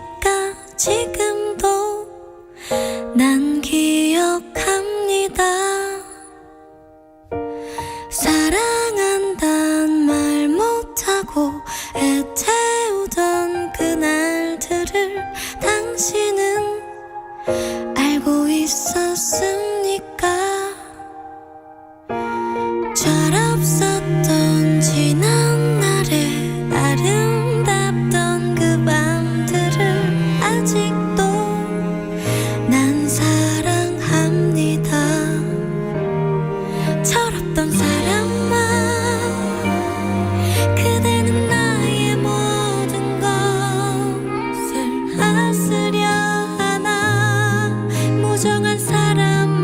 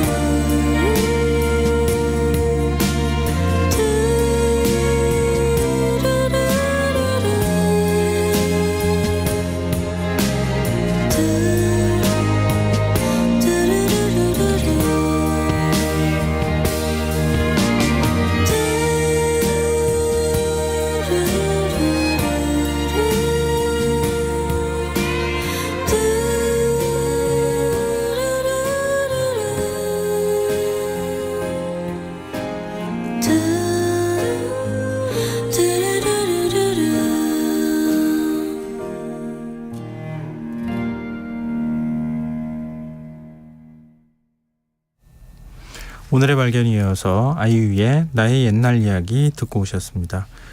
김성환의 시사야는 언제나 청취자 여러분들의 관심과 참여 기다리고 있는 거 알고 계시죠? 청취자분들도 지금 문자 많이 보내주고 계시는데요. 휴대전화 뒷자리에 8176 쓰시는 청취자분께서 저도 올해 이북 리더기를 사면서 종이책을 한 권도 안 샀네요. 들고 다니기 편하고 아무 때나 읽을 수 있어서 이북 만세를 외치고 있었는데 도서관에서 종이책 대량 폐기 소식을 들으니 어쩐지 서운하네요. 이렇게 문자 주셨어요. 그리고 3838님. 종이책은 훗날 역사의 한 흔적이 될 텐데 마치 역사를 지우는 과정처럼 느껴져 가슴의 한 구석이 시려오는 느낌이네요. 이렇게 문자를 주셨어요. 세월의 흐름을 어떻게 할 수가 없기는 할 것 같은데요. 저도 최근에 절판된 책을 한 권을 절판된 사실도 몰랐죠. 책을 한 권을 사려고 보니까 절판이 돼 있더라고요. 그래서 중고 서적에서 판매하는 책을 원래 정가보다 더 비싼 가격에 구매를 했거든요. 근데 이렇게 꼭 필요할 때 그땐 또 책이 없어요. 평상시에 책을 잘 안 읽다가도 이렇게 필요할 때 책이 없으면 굉장히 서운하거든요. 근데 책을 다 없애버리면 이게 다 뭐 전자책으로 바뀌면 또 모르겠는데 그럼 그 소중한 기록물이 다 사라지는 거잖아요. 이런 것도 우리가 좀 생각해 봐야 할 필요가 있지 않을까? 그리고 대학 도서관 정도는 이런 종이책을 좀 많이 보관해 줬으면 좋겠는데 하는 그런 바람도 좀 있는 것 같고요. 그래서 아까 프랑스하고 미국 대학들 사례에 제가 말씀드렸던 것처럼 외국도 사정은 마찬가지일 것 같거든요. 그런데 계속 보관하기가 버거운 상황이면 대학 여러 곳이 공동서가나 도서관 같은 걸 만들어서 장서를 거기에다가 한 300만 권씩 이렇게 보관을 하는 거예요. 그러면 학교 도서관에 공간들이 나잖아요. 그런 부분들을 같이 대학들이 머리를 맞대서 고민하면 좋겠다 싶어요. 그냥 이대로 책들이 다 사라지는 건 너무 아쉽지 않나. 또 한 사회의 지적 수준을 위해서라도 그렇게 가는 건 맞지 않은 거 아닌가. 대책을 좀 만들고 폐기를 했으면 좋겠다. 이런 바람도 가져봅니다. 네, 청취자분들 의견 고맙습니다. 저희가 추첨해서 당첨된 분들께 모바일 쿠폰 선물로 드리겠습니다. 참여하실 문자 번호는 샵 9730이고요. 짧은 문자 50원, 긴 문자는 100원의 정보 이용료가 부과됩니다. 콩 게시판, KBS 라디오 유튜브 채널을 통해서도 무료로 참여하실 수 있습니다. KBS 라디오 김성환의 시사와 함께하고 계신 지금 시각은 11시 9분입니다.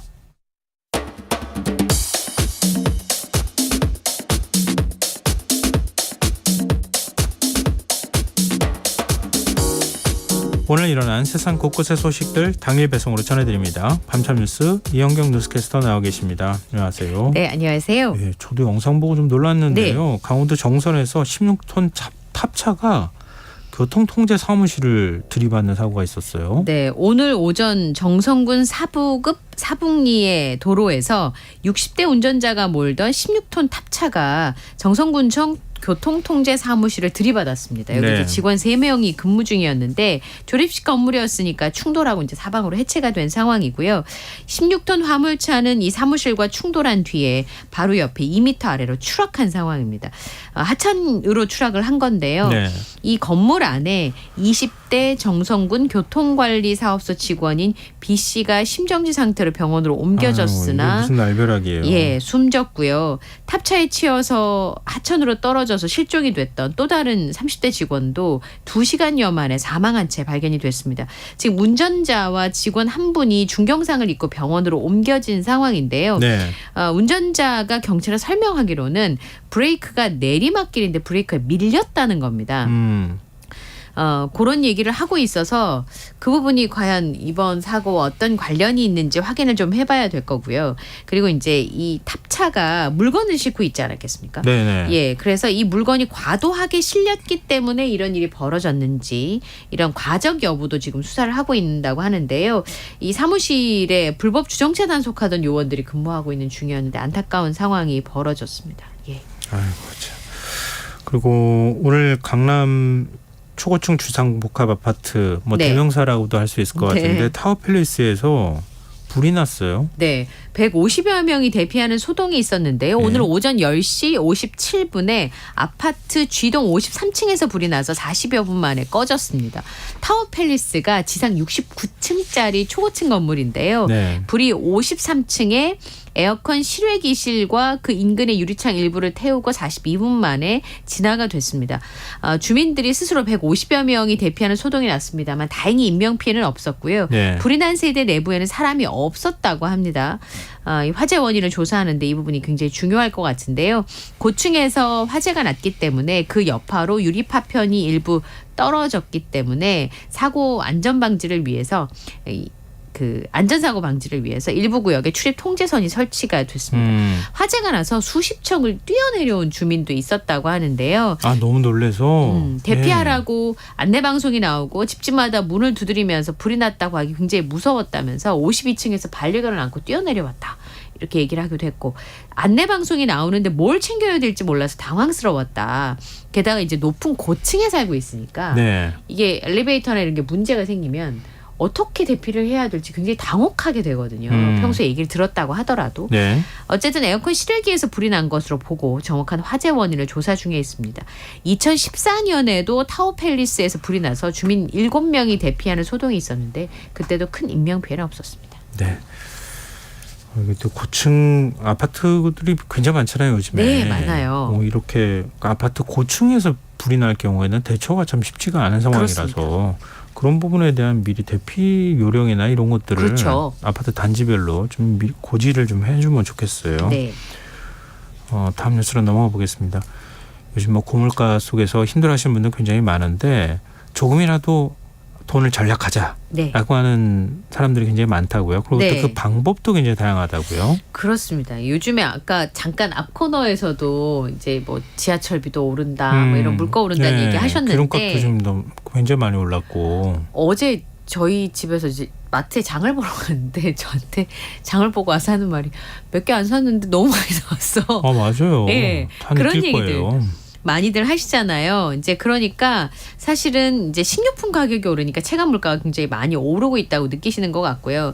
그다음에 교통비 부담이 되다 보니까 그 서울시 공유자전거인 따릉이를 이용하시는 분들도 많고요. 점심은 구내식당에서 해결을 하고 도시락같이 아니면 이렇게 도시락처럼 좀 저렴한 집을 이용한다든지 그 외에는 사실 선택지가 없는 상황인데 그게 생활비에서 얼마를 차지하느냐보다 심리적으로 주는 부담이 있는 것 같아요. 우선 유가가 많이 오르니까 그 자가용 운전하는데 돈이 좀 너무 많이 든다고 느끼시기도 하고요. 그거는 진짜 체감을 확 해요. 네. 기름값이 오르면은 지난번에 한 4만 원만 넣어도 될 거 5만 원 들어가는 느낌이고 그래요. 네. 그러니까 이제 지하철역까지 남편을 데려다주고 이제 운전하고 가시던 분들도 그냥 대중교통을 이용해야 되냐 이런 생각들을 많이 하시게 되는데요.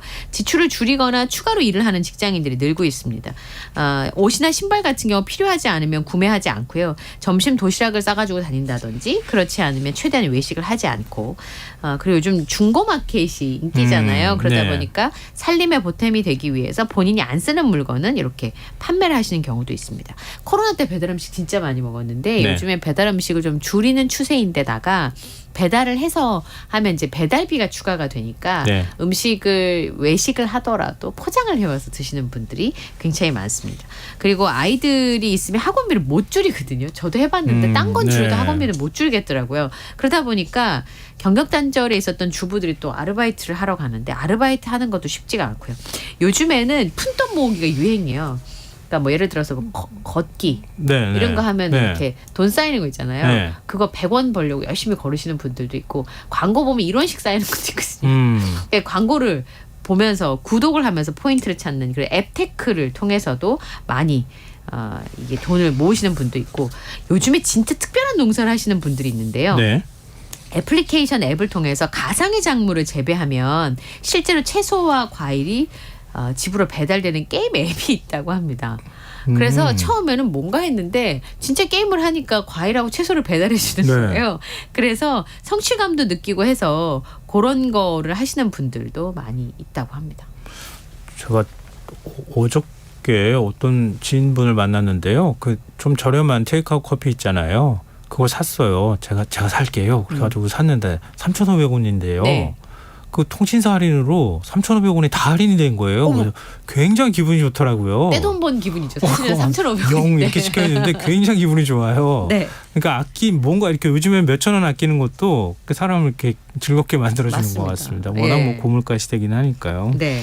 근데 추석 때 받은 선물 세트 이것도 거래 많이 한다고 하는데 네. 좀 주의가 필요하다고요. 예, 수백 건의 거래 글들이 올라오고 있는데요. 주로 이제 추석 때 선물 받은 것 중에 안 쓰는 물건 이런 네. 거 이제 판매하시는 경우가 있는데 뭐 스팸 이런 거 있잖아요. 식용유, 식초, 한과, 버섯 이 선물 박스 있는 그 식품들도 있고 화장품 샴푸 비누 선물 세트도 있잖아요. 그것도 네. 굉장히 유용하거든요. 생필품 세트들도 있고 저렴하게 이제 판매를 하는 경우가 있는데 인터넷 최저가를 검색을 한 다음에 가격을 책정할 때 새 제품이잖아요. 네. 적게는 5,000원, 많게는 2만 원 가량 저렴하게 판매를 한다고 합니다. 아, 최저가보다 예, 5,000원에서. 조금 더 네. 저렴해야지 사실은 이제 그렇죠. 어쨌든 그 중고마켓에 올라온 물건이기 때문에 그래서 이제 그렇게 판매하는 경우가 있는데요. 근데 추석 선물로 건강기능식품을 많이 주고받잖아요. 예. 요즘은 뭐 유산균, 비타민, 홍삼 이런 것들을 많이 선물로 주시는데 이걸 함부로 팔면 안 된다고 합니다. 건강기능식품은 건강기능식품 판매업 신고한 사람만 거래가 가능하기 때문에 돈을 받지 않고 무료 나눔을 하더라도 불법이 되고 있다고 합니다.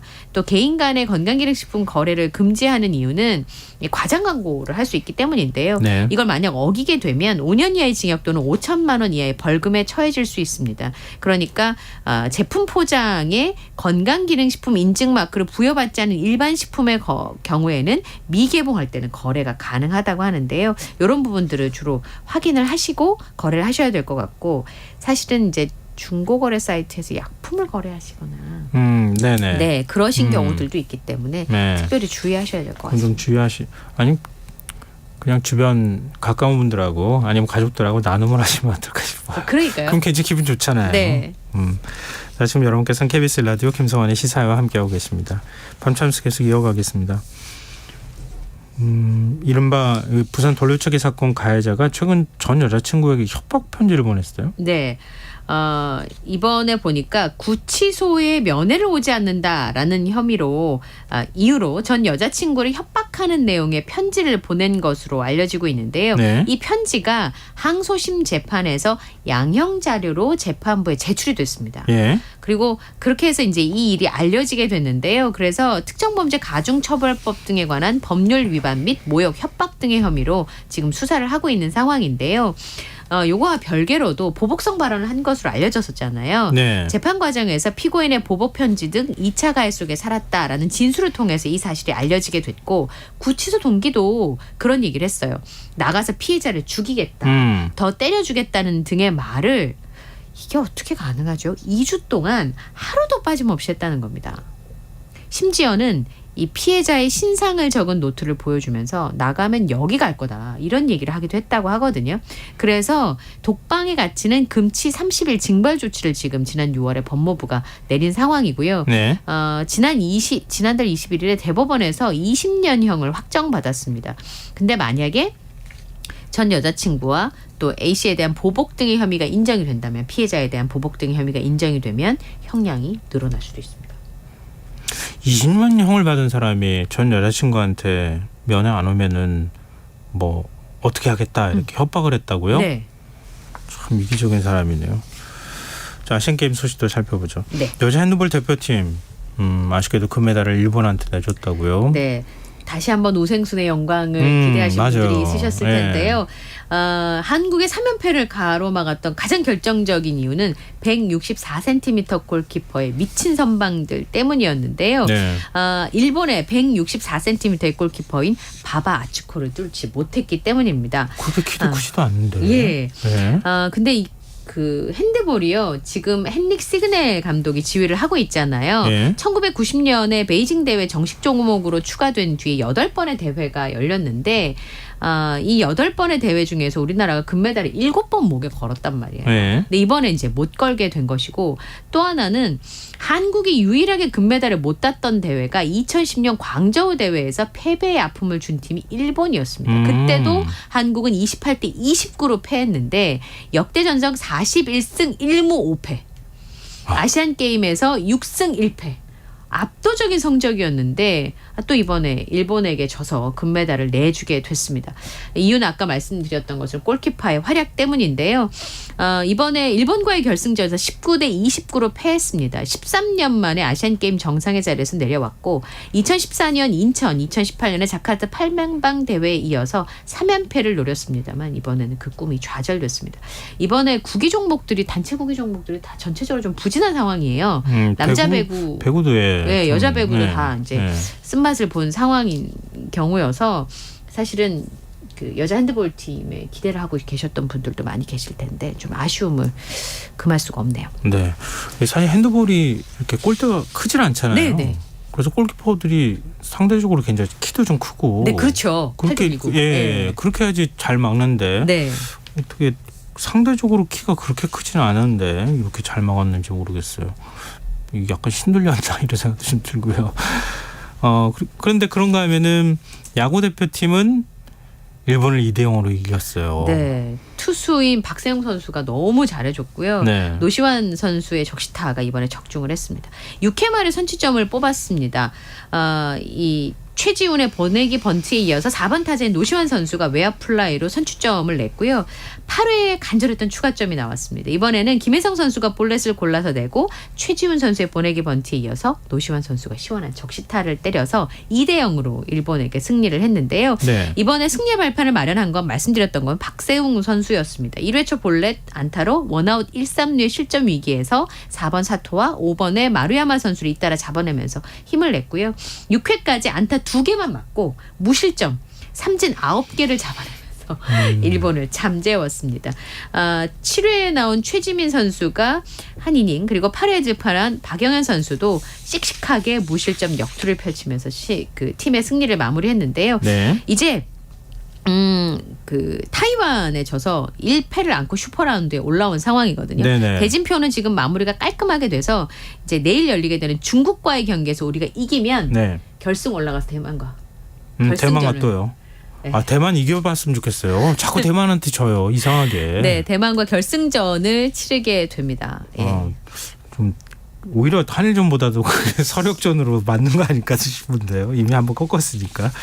자, 마지막 뉴스로 가보겠습니다. 네. 서울 세계 불꽃 축제 매년 이제 여의도에서 열리잖아요. 네. 근데 지금 무료 초대권이 고가에 거래되고 있어요. 예, 중고 거래 플랫폼에 가보면 초대권을 50만 원 정도에 파는 경우가 있는데 사실은 아시다시피 이 그 불꽃 축제에는요 그 공식 유료 티켓이 없습니다. 그런데 임직원이나 협력사, 추첨 당첨자에게 가까운 곳에서 볼 수 있는 초대권을 배포하는데 이게 이제 중고거래 마켓에서 불티나게 팔리고 있는데요. 예. 장당 이게 무료로 나눠준 건데 10만 원에서 15만 원 정도 수준에 팔리고 있습니다. 지난 4일의 내용 보니까 관람권 넉 장에 48만 원, 그러니까 장당 한 12만 원 정도 되는 거죠. 그 다음에 45만 원에 또 내려서 판매하는 경우가 있는데요. 근데 이게 암표라면 웃돈을 얹어서 표를 팔면 불법입니다. 네. 그 처벌을 받게 돼 있는데 네. 이건 오프라인에서만 가능한 거예요. 우리나라 지금 온라인에서 거래되는 이런 것에 대해서는 특별한 규정이 없는 상황이어가지고 지적이 지금 계속되고 있는데요. 어쨌든 지금 비싼 가격에 무료 초대권이 고가에 판매가 되고 있고 심지어 돗자리 맡아주겠다. 라고 하면서 이 글을 게시하는 경우도 있다고 해요. 돗자리 한 개당 가격이 13만 9천 원입니다. 아, 그렇군요. 아니 근데 이렇게 웃돈 붙어가지고 판매되고 있다 그러면은 이거 무료 초대권 만들면 안 되는 거 아닙니까? 근데 그러라고 만든 건 아니니까요. 그래도 그게 뻔히 거래가 된다는 거 아는데 무료 네. 초대권을 이렇게 발행하면 좀 문제 있는 거 아닌가요? 그런 생각이 드는데요. 근데 그 뭐 부산도 불꽃 축제 있잖아요. 네. 그런데 불꽃 축제 하면은 인근의 호텔 가격이 뭐 하룻밤에 100만 원이니 뭐 이런 소리가 나오는데. 100만 원은 싼 거죠. 그보다 훨씬 비싼. 그래요? 네, 호텔 방이 가봐서. 많았었어요. 그 당시에. 지금 여의도도 그렇습니까? 예, 제가 좀 전에 들어가 보니까 마포에 스위트룸이 한 15에서 16만 원 하던 자리가요. 예. 지금 중고거래 플랫폼에 30만 원 뭐 이렇게 나와 있더라고요. 그러니까 잘 볼 수 있는 명당 자리다라는 건데 지금 불꽃쇼가 잘 보이는 곳에 있는 숙박업소를 차지하기 위해서 예약을 하고 있습니다. 이번에 보니까 제가 말씀드린 거는 이제 거래 플랫폼에서 거래되는 가격인데 숙박시설 공유 플랫폼에 보니까 1박에 95만 원이에요. 여기가 불꽃축제 명당인데요. 평소 가격에 비하면 평소 가격이 19만 5천 원이니까 20만 원이라고 계산하고 5배인 거예요. 그리고 중고거래 사이트에 이제 이거 양도한다는 글들도 올라오기도 하고요. 네. 한 여의도의 숙소가 2박에 250만 원이라고 하고요. 용산구의 호텔도 1박에 100만 원이라고 합니다. 근데 문제는 온라인 예약을 막아놓고 전화 예약만 받는 숙소도 있대요. 그러면 이제 어쨌든 불꽃 축제 명당이니까 잘 네. 보이는 거를 보장해줘야 되지 않습니까? 네. 그래야 그 가격을 지불할 의도가 그렇죠. 있을지 없을지 결정을 할 텐데 보장을 해드릴 수는 없다고 한답니다. 불꽃 그 축제의 조망을 보장해드릴 수는 없습니다. 이러면서 이제 판매를 하고 있다고 하고요. 심지어 아니 조망해 줄 수 없다 그러면서 그렇게 비싸게 여기서 팔면 주시면 안 됩니다. 어떡해요. 하나 더 있어요. 예를 들어서 객실에서는 불꽃 축제가 잘 안 보여요. 네. 근데 수영장에서는 잘 보일 수 있잖아요. 여기 다리 건너기 전에 수영장이 있는 호텔이 하나 있거든요. 그래서 호텔하고 수영장을 같이 판매하는 겁니다. 그러면 객실만 이용하시는 투숙객이 있잖아요. 네. 그분은 그 시간에 수영장을 못 갑니다. 꼼꼼히 확인하셔야겠습니다. 그러니까요. 불꽃 축제 보는 것도 좋지만 네. 갔다가 괜히 또 마음 상하시면. 네, 그럴 수 있으니까요. 네. 그리고 매번 쓰레기 문제다. 그렇죠. 너무 많은 인파가 몰려가지고 교통 네. 대란이 벌어졌다 이런 얘기 나오는데요. 미리미리 좀 대비 철저히 했으면 좋겠어요. 준비. 네. 자, 오늘 밤찬스 여기까지 하겠습니다. 지금까지 이영경 뉴스캐스터와 함께했습니다. 고맙습니다. 감사합니다.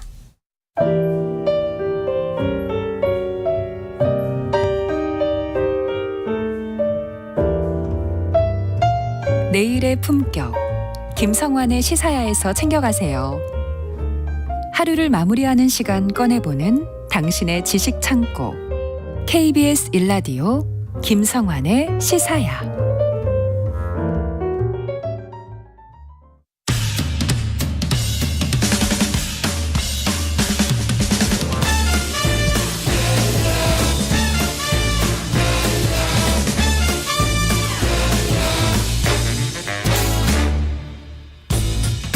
매주 목요일 흥미로운 공연을 소개해드리는 시간이죠. 일상 속 활력을 찾아내는 시간, 무엇이든 보러 가세요.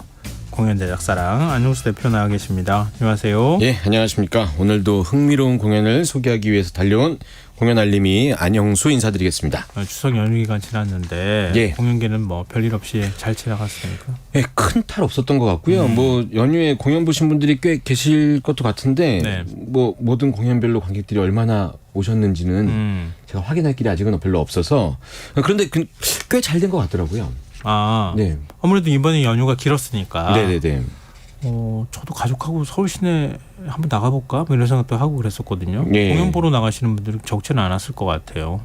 예, 공연 보러 많이들 오시기도 하는데 사실 이제 저희 공연할 때 이게 공연이 평일에도 직장 끝나고 네. 쉬는 이제 퇴근하신 다음에 공연을 보신다거나 아니면은 주말에 시간이 나셔서 공연 보시잖아요. 네.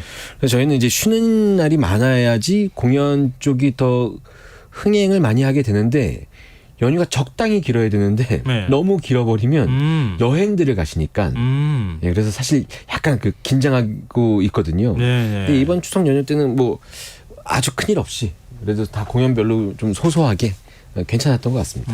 네. 근데 네. 남들은 다 쉴 때 네.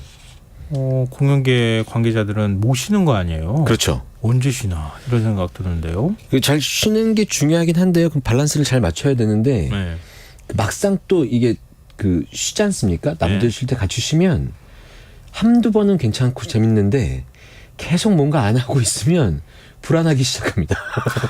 그래서 뭔가 해야 되는 것 같은 약간 직업병 같은 거 그런 게 좀 생기는 것 같아요. 예전에 저도 공연하는 분들 만난 적이 있었는데요. 네. 배우들은 네. 진짜 뭐라고 해야 되죠? 그러니까 비정규직 프리랜서잖아요. 예. 공연이 안 들어오면 정말 진짜 아무것도 수입이 없는 사람들이잖아요. 불안하게 시작하죠. 예. 그러니까 공연이 있으면 오히려 감사합니다. 그러고 가지고 그러니까요. 막 그래야 되는 상황인 것 같아요. 조금만 쉬었으면 좋겠다 했는데 막상 일이 한두 번 안 들어오기 시작하면 그렇죠. 불안하시죠. 약간 불안해지니까요. 네. 뭐 공연계 기획사 사람들도 그렇고 이게 휴일이 있었으면 좋겠다고 생각했다가 막상 휴가를 줘도 제대로 못 쉬는. 근데 이제 남들 일할 때 쉬는 맛이 또 있으니까요. 그렇죠. 뭐 그런 게 있습니다. 그건 뭐 따로 정해지는 건 아니니까. 원할 때. 네. 그래서 제가 이제 예전에 일요일 날 공연이 끝나면 공연장에 오신 분들은 월요일 날 출근하시니까 월요병 이런 거 있잖아요. 네네. 그럼 제가 괜히 좀 약 올리려고 안내 멘트로 내일이 월요일입니다. 그래서 관객분들이 막 이래요. 네. 저희는 쉽니다. 이렇게 좀 관객분들이랑 좀 재밌게 놀기도 하고 그랬었습니다. 또 그런 또 공연계 비사 얘기가. 네. 자, 그러면 오늘 본격적으로 어떤 공연 얘기해 주실 거예요? 네, 이제 긴 연휴 끝내고 나면 일상으로 돌아오시는 게 힘드셨을 텐데 네. 지금 한참 적응 기간일 거 아니에요. 네. 이렇게 보통의 하루가 힘들 때 보신다면은 딱 좋을 만한 작품을 하나 갖고 왔습니다. 어떤 걸까요? 제목이 주는 의미가 확실히 좀 그래서 갖고 왔거든요. 네. 이 제목부터가 이런 보통날을 의미 있게 만들어주는 공연이 있는데 바로 뮤지컬 이토록 보통의라는 작품이 있습니다. 요즘 뮤지컬 제목 진짜 특이하게 잘 지어요. 네. 이토록 보통의. 네. 뭔가 좀 느낌이 있는데. 그죠. 묘한데 뭔가 의미 있는 것 같고. 예. 네. 근데 사실 요즘에 무빙이라는 드라마 굉장히 화제잖아요. 네네. 웹툰을 재밌게 봤어요. 다 보셨어요? 네. 정말 잘 만들었더라고요. 그러게요. 네. 어벤져스를 우리나라가 만들면 이렇게 되는구나. 네, 캐릭터의 서사를 딱 줘서. 절대 헐리우드나 외국에서 특히 서양에서는 서구 세계에서는 절대 만들 수 없는 드라마구나 이런 생각했어요. 그 무빙이라는 작품도 사실 웹툰이 원작인데 이토록 보통이라는 뮤지컬도 웹툰이 원작인 작품입니다. 그래요. 네. 요즘 웹툰 안 보면 이게 대화가 잘 안 되는 것 같아요. 근데 막상 안 봐도요. 잘 되는 것들이 이렇게 영화나 뮤지컬이나 연극으로. 그러니까요. 네. 요즘 영화나 뮤지컬 드라마 이런 걸로 웹툰 원작으로 해서 많이 만들어지니까. 네. 이게 검증받은 이야기 구조가 있어서 그런 것 같기도 해요. 네네. 이 이토록 보통이라는 공연도 카카오 웹툰에서 연재가 됐었고요. 캐롯이라는 작가의 웹툰이거든요. 이토록 보통이라는 전체 어떤 그 웹툰이 있고 단편으로 몇 편씩 나눠져 있는 얘기인데 이 중에 두 번째 단편작 그러니까 제목이 어느 밤 그녀가 우주에서라는 작품이거든요. 그러니까 이토록 보통이라는 웹툰 작품 안에 두 번째 단편. 이 이야기를 가지고 만든 뮤지컬이 바로 뮤지컬 이토록 보통인데요. 이게 이제 카카오 웹툰에서 연재 시작과 동시에 1위를 차지했었고 누적 조회수가 1억 7천만 뷰 이상을 돌파한 작품이라서 대단하네요. 이 이야기가 엄청나게 히트가 된 작품이었죠. 예. 근데 이토록 보통의 두 번째 단편작 어느 밤 그녀가 우주에서. 네. 이 제목을 작가가 굉장히 잘 짓는 것 같기는 한데. 네, 굉장히 서정적이면서도. 네, 서정적이면서도 네. 이게 내용을 알 듯 말할 듯하면서. 그렇죠. 예. 네. 뭔가 의미 있는 제목인 것 같은데 그래서 공연의 내용이 유추가 되진 않는. 예, 맞아요. 네, 간단히 말씀드리겠습니다. 네. 예. 사실 이게 말씀드리는 순간 스포일러를 엄청 포함하고 있는 내용들이거든요. 네. 그런데 1억 7천만 뷰인데 아시는 분이 많으실 텐데 네. 검색하면 바로 나오거든요. 네. 그래서 말씀을 좀 편하게 드릴게요. 일단 두 남녀의 사랑 이야기고요. 네. 우주에 관한 일을 하고 있는 제이라는 여성이 있고 이 제이라는 여성의 남자친구 은기라는 인물이 있습니다. 네. 근데 어느 날 제이라는 인물이 1년 동안 우주로 떠나야 되는 일정이 생긴 거예요. 그게 이 제이라는 인물한테는 굉장히 중요한 일이고 네. 그래서 엄청 신나게 와서 은기한테 나 1년 동안 가기로 했다. 통보처럼 느껴지는 거죠. 예. 은기는 같이 있고 싶은데 예. 그러니까 화가 나서 싸우게 됩니다. 흔한 남녀의 어떤 그 사랑 싸움이죠. 예. 그래서 은기가 화가 나서 집에서 뛰쳐나가요. 네. 그런데 여기서 안타깝게 사고가 나요. 집에서 뛰쳐나간 은기가 이제 사고를 당하게 되는 거죠. 네. 그래서 시간이 한참 지난 다음에 은기가 눈을 떠보니까 제이가 은기를 간호하고 있는 거예요. 예. 그러니까 제이는 우주로 떠나지 않고 은기라는 사람, 자기 남자친구 옆을 계속 지킨 거죠. 네. 그렇게 둘이 평소에 얘기하지 못했던 시간들을 같이 보내고 그러면서 바빠서 같이 함께 못 갔던 니스라는 곳에 여행도 다녀오고 이런 시간을 소중하게 보내고 있습니다. 네. 그러던 어느 날 밤에 누군가 집에 찾아와요. 예. 그래서 은기가 문을 열어줬더니 그 앞에 딱 나타난 사람이 제이였던 거죠. 예. 그러니까 제이가 계속 내 옆에 있었는데 은기 옆에 있었는데 어느 날 제이가 다시 찾아온 거예요. 그럼 어떻게 된 거예요? 집에서 몰래 나가가지고 다시 들어왔다. 짜잔 이렇게 온 거예요? 아니면은 네. 어떻게 된 거예요? 네, 그게 아니라 사실 이 작품은 그 시대적인 배경이 우리가 알 수 없는 어떤 미래를 배경으로 하고 있거든요. 네. 은기가 사고가 났던 날 제이가 우주로 가야 되는 일정을 도저히 미룰 수 없는 상황이 돼서 제이가 자기 자신을 복제해서 은기 옆에 두고 본인은 1년 동안 우주에 갔다 온 겁니다. 네. 그러니까 시간이 흘러갔고 이제 1년이 돼서 제이가 지구로 돌아오게 된 다음에 이 돌아오게 된 제이가 복제된 제이 앞에 서서 은기한테 저 제이는 사실 자기를 그대로 본따서 만든 가짜 제이고 내가 진짜 제이다. 예. 이렇게 얘기하게 되는 그런 이야기예요. 그래서 어느 밤 우주에서 그녀가라는 내용이 이제 이런 내용인 거죠. 그래서 이 뒤에 어마어마한 반전의 서사들이 있는데 저는 웹툰은 안 봤거든요. 지금 이 얘기 처음 듣는 건데요. 계속 같이 있었던 복제 제이가 더 좋다고 그러는 거예요. 은기가. 그럴 수 있죠. 은기한테는 제이가 저건 가짜 제이다. 내가 진짜 제이니까 나와 함께 있자. 나를 버리고 떠난 당신은 필요 없어. 그렇죠. 우리가 예상할 수 있는 그런 드라마라고 합니다. 그 맞아요? 은기가 복제된 제이가 나와 함께 1년 동안 있어줬는데 이 친구를 버릴 수 없다. 이런 갈등을 하게 되거든요. 여기서 제이가 이런저런 설명과 상황들을 이야기를 해 나가거든요. 근데 여기에 우리가 예상하기 힘든 어떤 반전이 있는 거죠. 근데 제이가 왠지 말씀 듣다 보니까 틀릴 것 같은데. 그걸 설명을 못 해주셔가지고 제이가 맞다 틀리다라고 얘기를 못 하시는 거 아니에요? 아니요. 제가 말씀드린 스토리가 맞아요? 그 이야기가 중간에 내포가 되어 있습니다. 뭐 노래 소개도 해야 되고 하는데 그냥 지금은 진행자님이랑 더 얘기를 하고 싶은 마음이 갑자기 들었거든요. 아니요. 근데 갑자기 호기심이 생기고 그러네요. 스토리가 그냥 너무 뻔한 것 같으면서도 뭔가가 이렇게 있는 것 같은 굉장히 묘하네요. 웹툰을 보면은 웹툰의 그림이 배경이 굉장히 화려하게 그려져 있지 않고 아주 그 서정적으로 간결하게 그려져 있거든요. 이 이야기에 흠뻑 빠질 수 있게 된 웹툰이라서 1억 7천만 뷰라는 뷰수를 달성한 것 같고 공연도 그와 비슷하게 흘러가고 있는 그런 구조를 갖고 있어요. 자, 빨리 노래 소개해 주시죠. 그 노래 하나 준비했는데 이 두 주인공 제이랑 은기가 공연 내내 바라던 그 이 둘만의 바람은 사실 이 둘이 함께 할 수 있는 보통의 하루였거든요. 그래서 제목이 이토록 보통의라는 제목을 갖고 있고요. 그래서 이 공연의 주제곡이라고도 말씀드릴 수 있는데 공연 제목과 동일한 넘버 이토록 보통이라는 넘버 한번 들어보시면 어떤 분위기인지 아실 것 같아요. 함께 듣고 오시죠.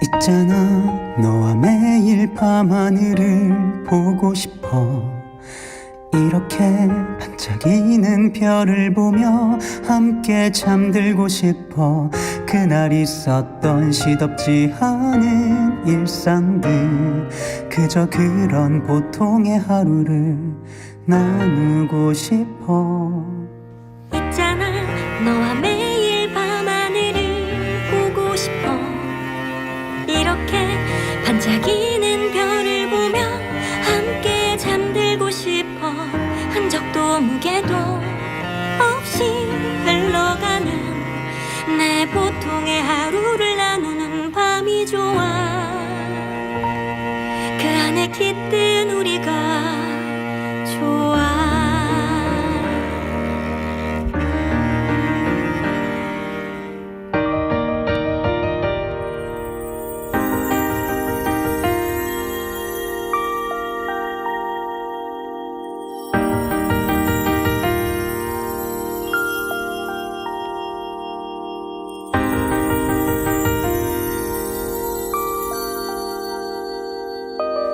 설령 저 별이 가짜라 해도 저렇게 반짝이는 걸 저 별빛이 내게 닿는 걸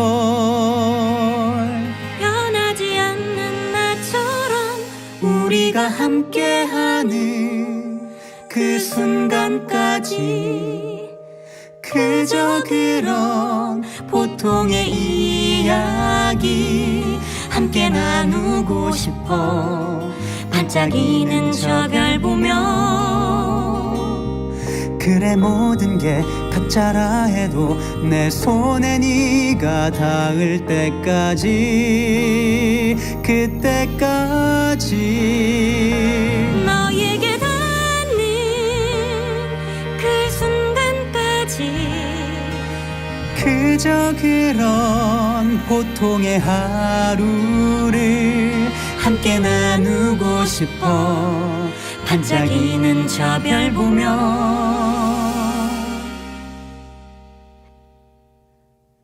이토록 보통의 하루를 함께 나누고 싶어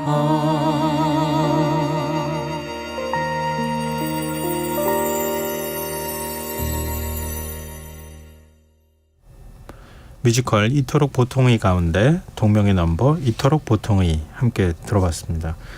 음악 굉장히 감성적이고 예. 그러네요. 사실 반전이 있는 것 같아요. 제가 네. 지금 음악 나가는 사이에 말씀을 듣다가 깜짝 놀라가지고 여러분 제가 이 진행자님께 스포를 해버렸습니다. 네. 음악 나가는 동안 엄청난 반전이 숨어 있습니다. 예. 제가 그냥 이 짧은 상상력으로 예. 맞출 수 없는 그런 내용이었다는 생각이 들더라고요. 그런데 좀 깜짝 놀랄 만한 이야기이고 그래서 이 지금 방금 들려드렸던 이토록 보통의 이 남녀가 보통의 하루를 보내고 싶다는 이 음악이 몇 번이나 나오거든요. 네. 이게 굉장히 그 씬마다 노래 나올 때마다 의미가 좀 다르게 느껴지는 그런 장치가 되어 있는 거죠. 굉장히 짠한 느낌이 들 것 같아요. 네. 실제로 네. 뮤지컬 보면. 근데 이 작품이 올해 처음 무대에 오른 게 아니라면서요? 네, 이 작품 2019년에 초연이 됐었고요. 네. 그 초연 당시에도 굉장히 좀 큰 화제가 있었고 그 말씀드렸던 웹툰 작가 캐롯 작가가 공연장에 직접 찾아와서 관객과의 대화도 진행하고 네. 적극적으로 이렇게 홍보한 다음에 2021년에 공연했었는데 이때 이제 코로나였었어요. 근데 그때 그래서 좀 상황적으로는 어려웠지만 반응은 뜨거워서 올해 세 번째 공연을 하기 바로 직전에 네. 중국 라이선스까지 이제 계약이 돼서 라이선스 공연도 그 성황리에 진행이 되었고요. 예. 이번 이제 3년째 공연을 하고 있는 중인 거죠. 너 요즘 창작 뮤지컬이 이렇게 해외에 많이 판매되네요. 예, 요거 제가 이제 이 공연판에 어떻게 하다 보니까 우연히 90년대 중반에 들어갔는데 네. 제가 끝까지 버티다 보니까 몇 년 안에 좋은 시대가 오지 않을까? K 뮤지컬 시대가 오지 않을까? 그러니까요. 예, 요거 지금 아직도 제가 바라고 있습니다. 예. 그러니까 지금 제작자시니까. 예, 뭐 돈방석이. 그러니까요. 언제 한번 그냥. 예, 시원하게 지금까지는 조금 좀 어려웠지만 괜찮습니다. 예. 앞으로는 좋은 날들이 펼쳐지시길. 희망 때문에 또 오늘 하루를 삽니다. 하여튼 공연계 전체로 보면 굉장히 반기고 좋아할 만한 일인 것 같아요. 우리 컨텐츠가 어느 순간 우리도 모르는 사이에 뭐 컨텐츠도 그렇고 우리나라의 수준도 그렇고 많이 올라갔구나. 다른 나라를 부러워할 게 아니라 우리 것에 대해서 좀 더 다듬고 이러면 진짜 세계적인 작품들을 많이 만들 수 있겠구나 이런 생각이 들어요. 그러니까요. 근데 예전에는 우리 거라고 하면 사실 전통적인 것에서 그런 것들을 많이 찾았는데 이 웹툰 같은 것들 있지 않습니까? 이야기 구조가 어느 정도 다 검증을 받았었던 이런 소스들이 많이 있으니까 이런 것 갖다가 다양하게 만들어지는 것 같고 그런 공연들이 굉장히 많았었습니다. 사실 그 위대한 캐칩이라는 뮤지컬이 있었거든요. 위대한 저희가 아는 개츠비 말고 캐칩이라고 있었는데 이것도 뮤지컬로 만들어졌었고요. 영화로도 만들어져서 대흥행을 했던 신과 함께도 뮤지컬로 꾸준히 만들어지고 있고 뭐 이런 작품들이 굉장히 많습니다. 현재. 근데 이제 웹툰으로 성공했다는 얘기는 이제 스토리나 구성이 굉장히 탄탄하다는 얘기잖아요. 그렇습니다. 이 스토리가 이미 다 나와 있는 거니까. 그리고 검증도 받았다라고 하는 장점이 있겠지만 또 다른 장점으로 꼽을 만한 건 없을까요? 그러니까 이게 보면은 왜 뮤지컬 중에 흥행한 뮤지컬들 보면은 뭐 레베카 이런 거 보면은 레베카 이 노래가 굉장히 유명하지 않습니까? 지케르나에 대해서도 뭐 지금 이 순간 이런 거 굉장히 유명하고. 근데 웹툰은 굉장히 많은 사람들이 봐서 이 웹툰 매회 연재될 때마다 주옥 같은 대사나 이런 것들이 있어요. 씬들이. 이런 씬들을 무대화시키면은 이게 이제 킬링 포인트가 되는 거죠. 더군다나 그 장면이 다 나와 있잖아요. 그러니까요.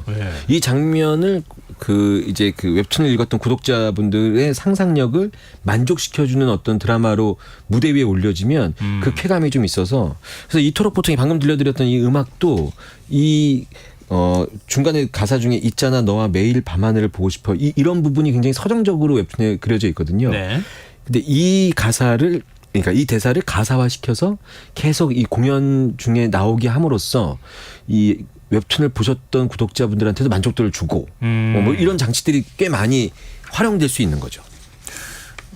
근데 그런 거 있잖아요. 예전에는 이 안에 너 있다. 이런 거는 이제 우리가 일상적으로 뭐 연인들끼리나 뭐 약간 장난 섞어가면서 얘기할 수 있잖아요. 근데 있잖아. 너와 매일 밤하늘을 보고 싶어. 이거는 잘 안 되는데. 근데 이제 이게 공연을 보시고 나시면 이런 분들한테 이런 가사를 각인시키기 위해서 마케팅적으로 많이 활용하는 게 있는데 예를 들어서 유료 관객분들한테 티켓을 나눠드리면서 그 대사나 가사 같은 것들을 티켓 용지에다가 써서 그러니까 인쇄해서 대사 티켓 같은 걸 나눠드리는 거예요. 네네. 그래서 이 관객들이 어떤 대사나 가사로 이 공연 자체를 기억할 수 있게 만드는 마케팅 같은 것들이 굉장히 활발하게 그런 일어나고 있는 면에서는, 거죠. 예, 굉장히 네. 유용하고 네. 뭐 관객들을 이렇게 마음을 움직이게 하는 데는 상당히 의미가 있는 것 같아요. 맞습니다. 근데 이토록 보통이 그 공연하는 극장이 네. 소극장인 거죠? 맞습니다. 소극장이고요. 그 외에 이제 그 제가 AI에 관련된 이야기를 소재로 하는 뮤지컬이나 연극들을 여기서 몇 번 소개해드렸는데 맞아요. 이 이토록 보통이 무대는 좀 특이점이 있는 게 뭐 대단한 화려한 무대가 있는 건 아닌데 네. 무대 안에 여러 가지의 그러니까 여러 개의 큐브로 활용된 무대의 배경을 갖고 있어요. 그래서 이게 약간 기억의 조각 같은 것들이에요. 네. 그래서 이런 그 상징적인 무대들을 만들어서 약간 그런 거죠. 우리가 알 수 없는 미래의 이야기를 하고 있지만 훨씬 더 현재를 잘 살아야 되겠다는 메시지를 주는 것 같은 가사도 무대 장치도 소품도 이야기도 그렇게 좀 전달이 돼서 2023년을 살고 있는 우리가 한참 뒤의 미래의 이야기고 알 수 없는 과학적인 이야기, 평행우주의 이야기를 다루고 있지만 네. 지금 결국 내 옆에 있는 소중한 사람들한테 최선을 다하자 뭐 이런 메시지가 전달이 돼서 그런 것들을 무대에 잘 반영하고 있다 이렇게 말씀드릴 수 있을 것 같아요. 이게 이토록 보통이의 매력인 것 같아요. 예. 이렇게 빠져들게 만드는 힘이 있는 것 같아요. 그러니까 이게 공연을 막 설명하다 보면은 뭐 이 공연의 노래는 어떻고 뭐 무대는 어떻고 배우의 연기는 어떻고 이렇게 얘기할 수 있는데 사실 얘기하다 보면은 제목 하나로 다시 귀결이 돼요. 이토록 보통의. 그러니까는 그 오늘도 잠깐 이토록 보통의 공연장에서 행사를 마치고 여기 왔거든요. 근데 그 행사 중에 관객분들한테 이런 얘기했습니다. 이 행사의 목적은 뭐 이러저러한데 결과적으로는 오늘 참여하는 배우들, 관객들, 사회 봤던 저 모두 포함해서 보통의 하루를 행복하게 살기로 약속한다. 이걸 선서하고 왔거든요. 그래서 이런 메시지를 주는 공연이라고 말씀드릴 수 있을 것 같아요. 네. 그 감성 그대로. 네. 끝곡도 네. 소개해 주시죠. 공연 중간에 이 은기와 제이가 여행 가는 장면이 있습니다. 네.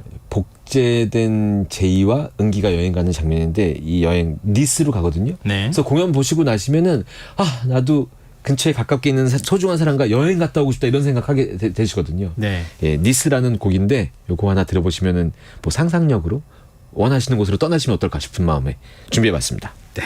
자, 무엇이든 보러 가세요. 여기서 마무리하겠습니다. 랑 안영수 대표와 함께했습니다. 고맙습니다. 감사합니다. 김성환의 시사양 오늘 순서 여기서 마칩니다. 모바일 쿠폰 당첨자는 홈페이지 공지사항에서 확인하실 수 있습니다. 이런 보통의 날이 얼마나 소중한지 아마 이 노래가 깨우쳐줄 것 같은데요. 뮤지컬 이토록 보통이 가운데 니스라는 넘버 들으시고요. 전 내일 다시 찾아뵙겠습니다. 지금까지 시사평론가 김성환이었습니다. 고맙습니다.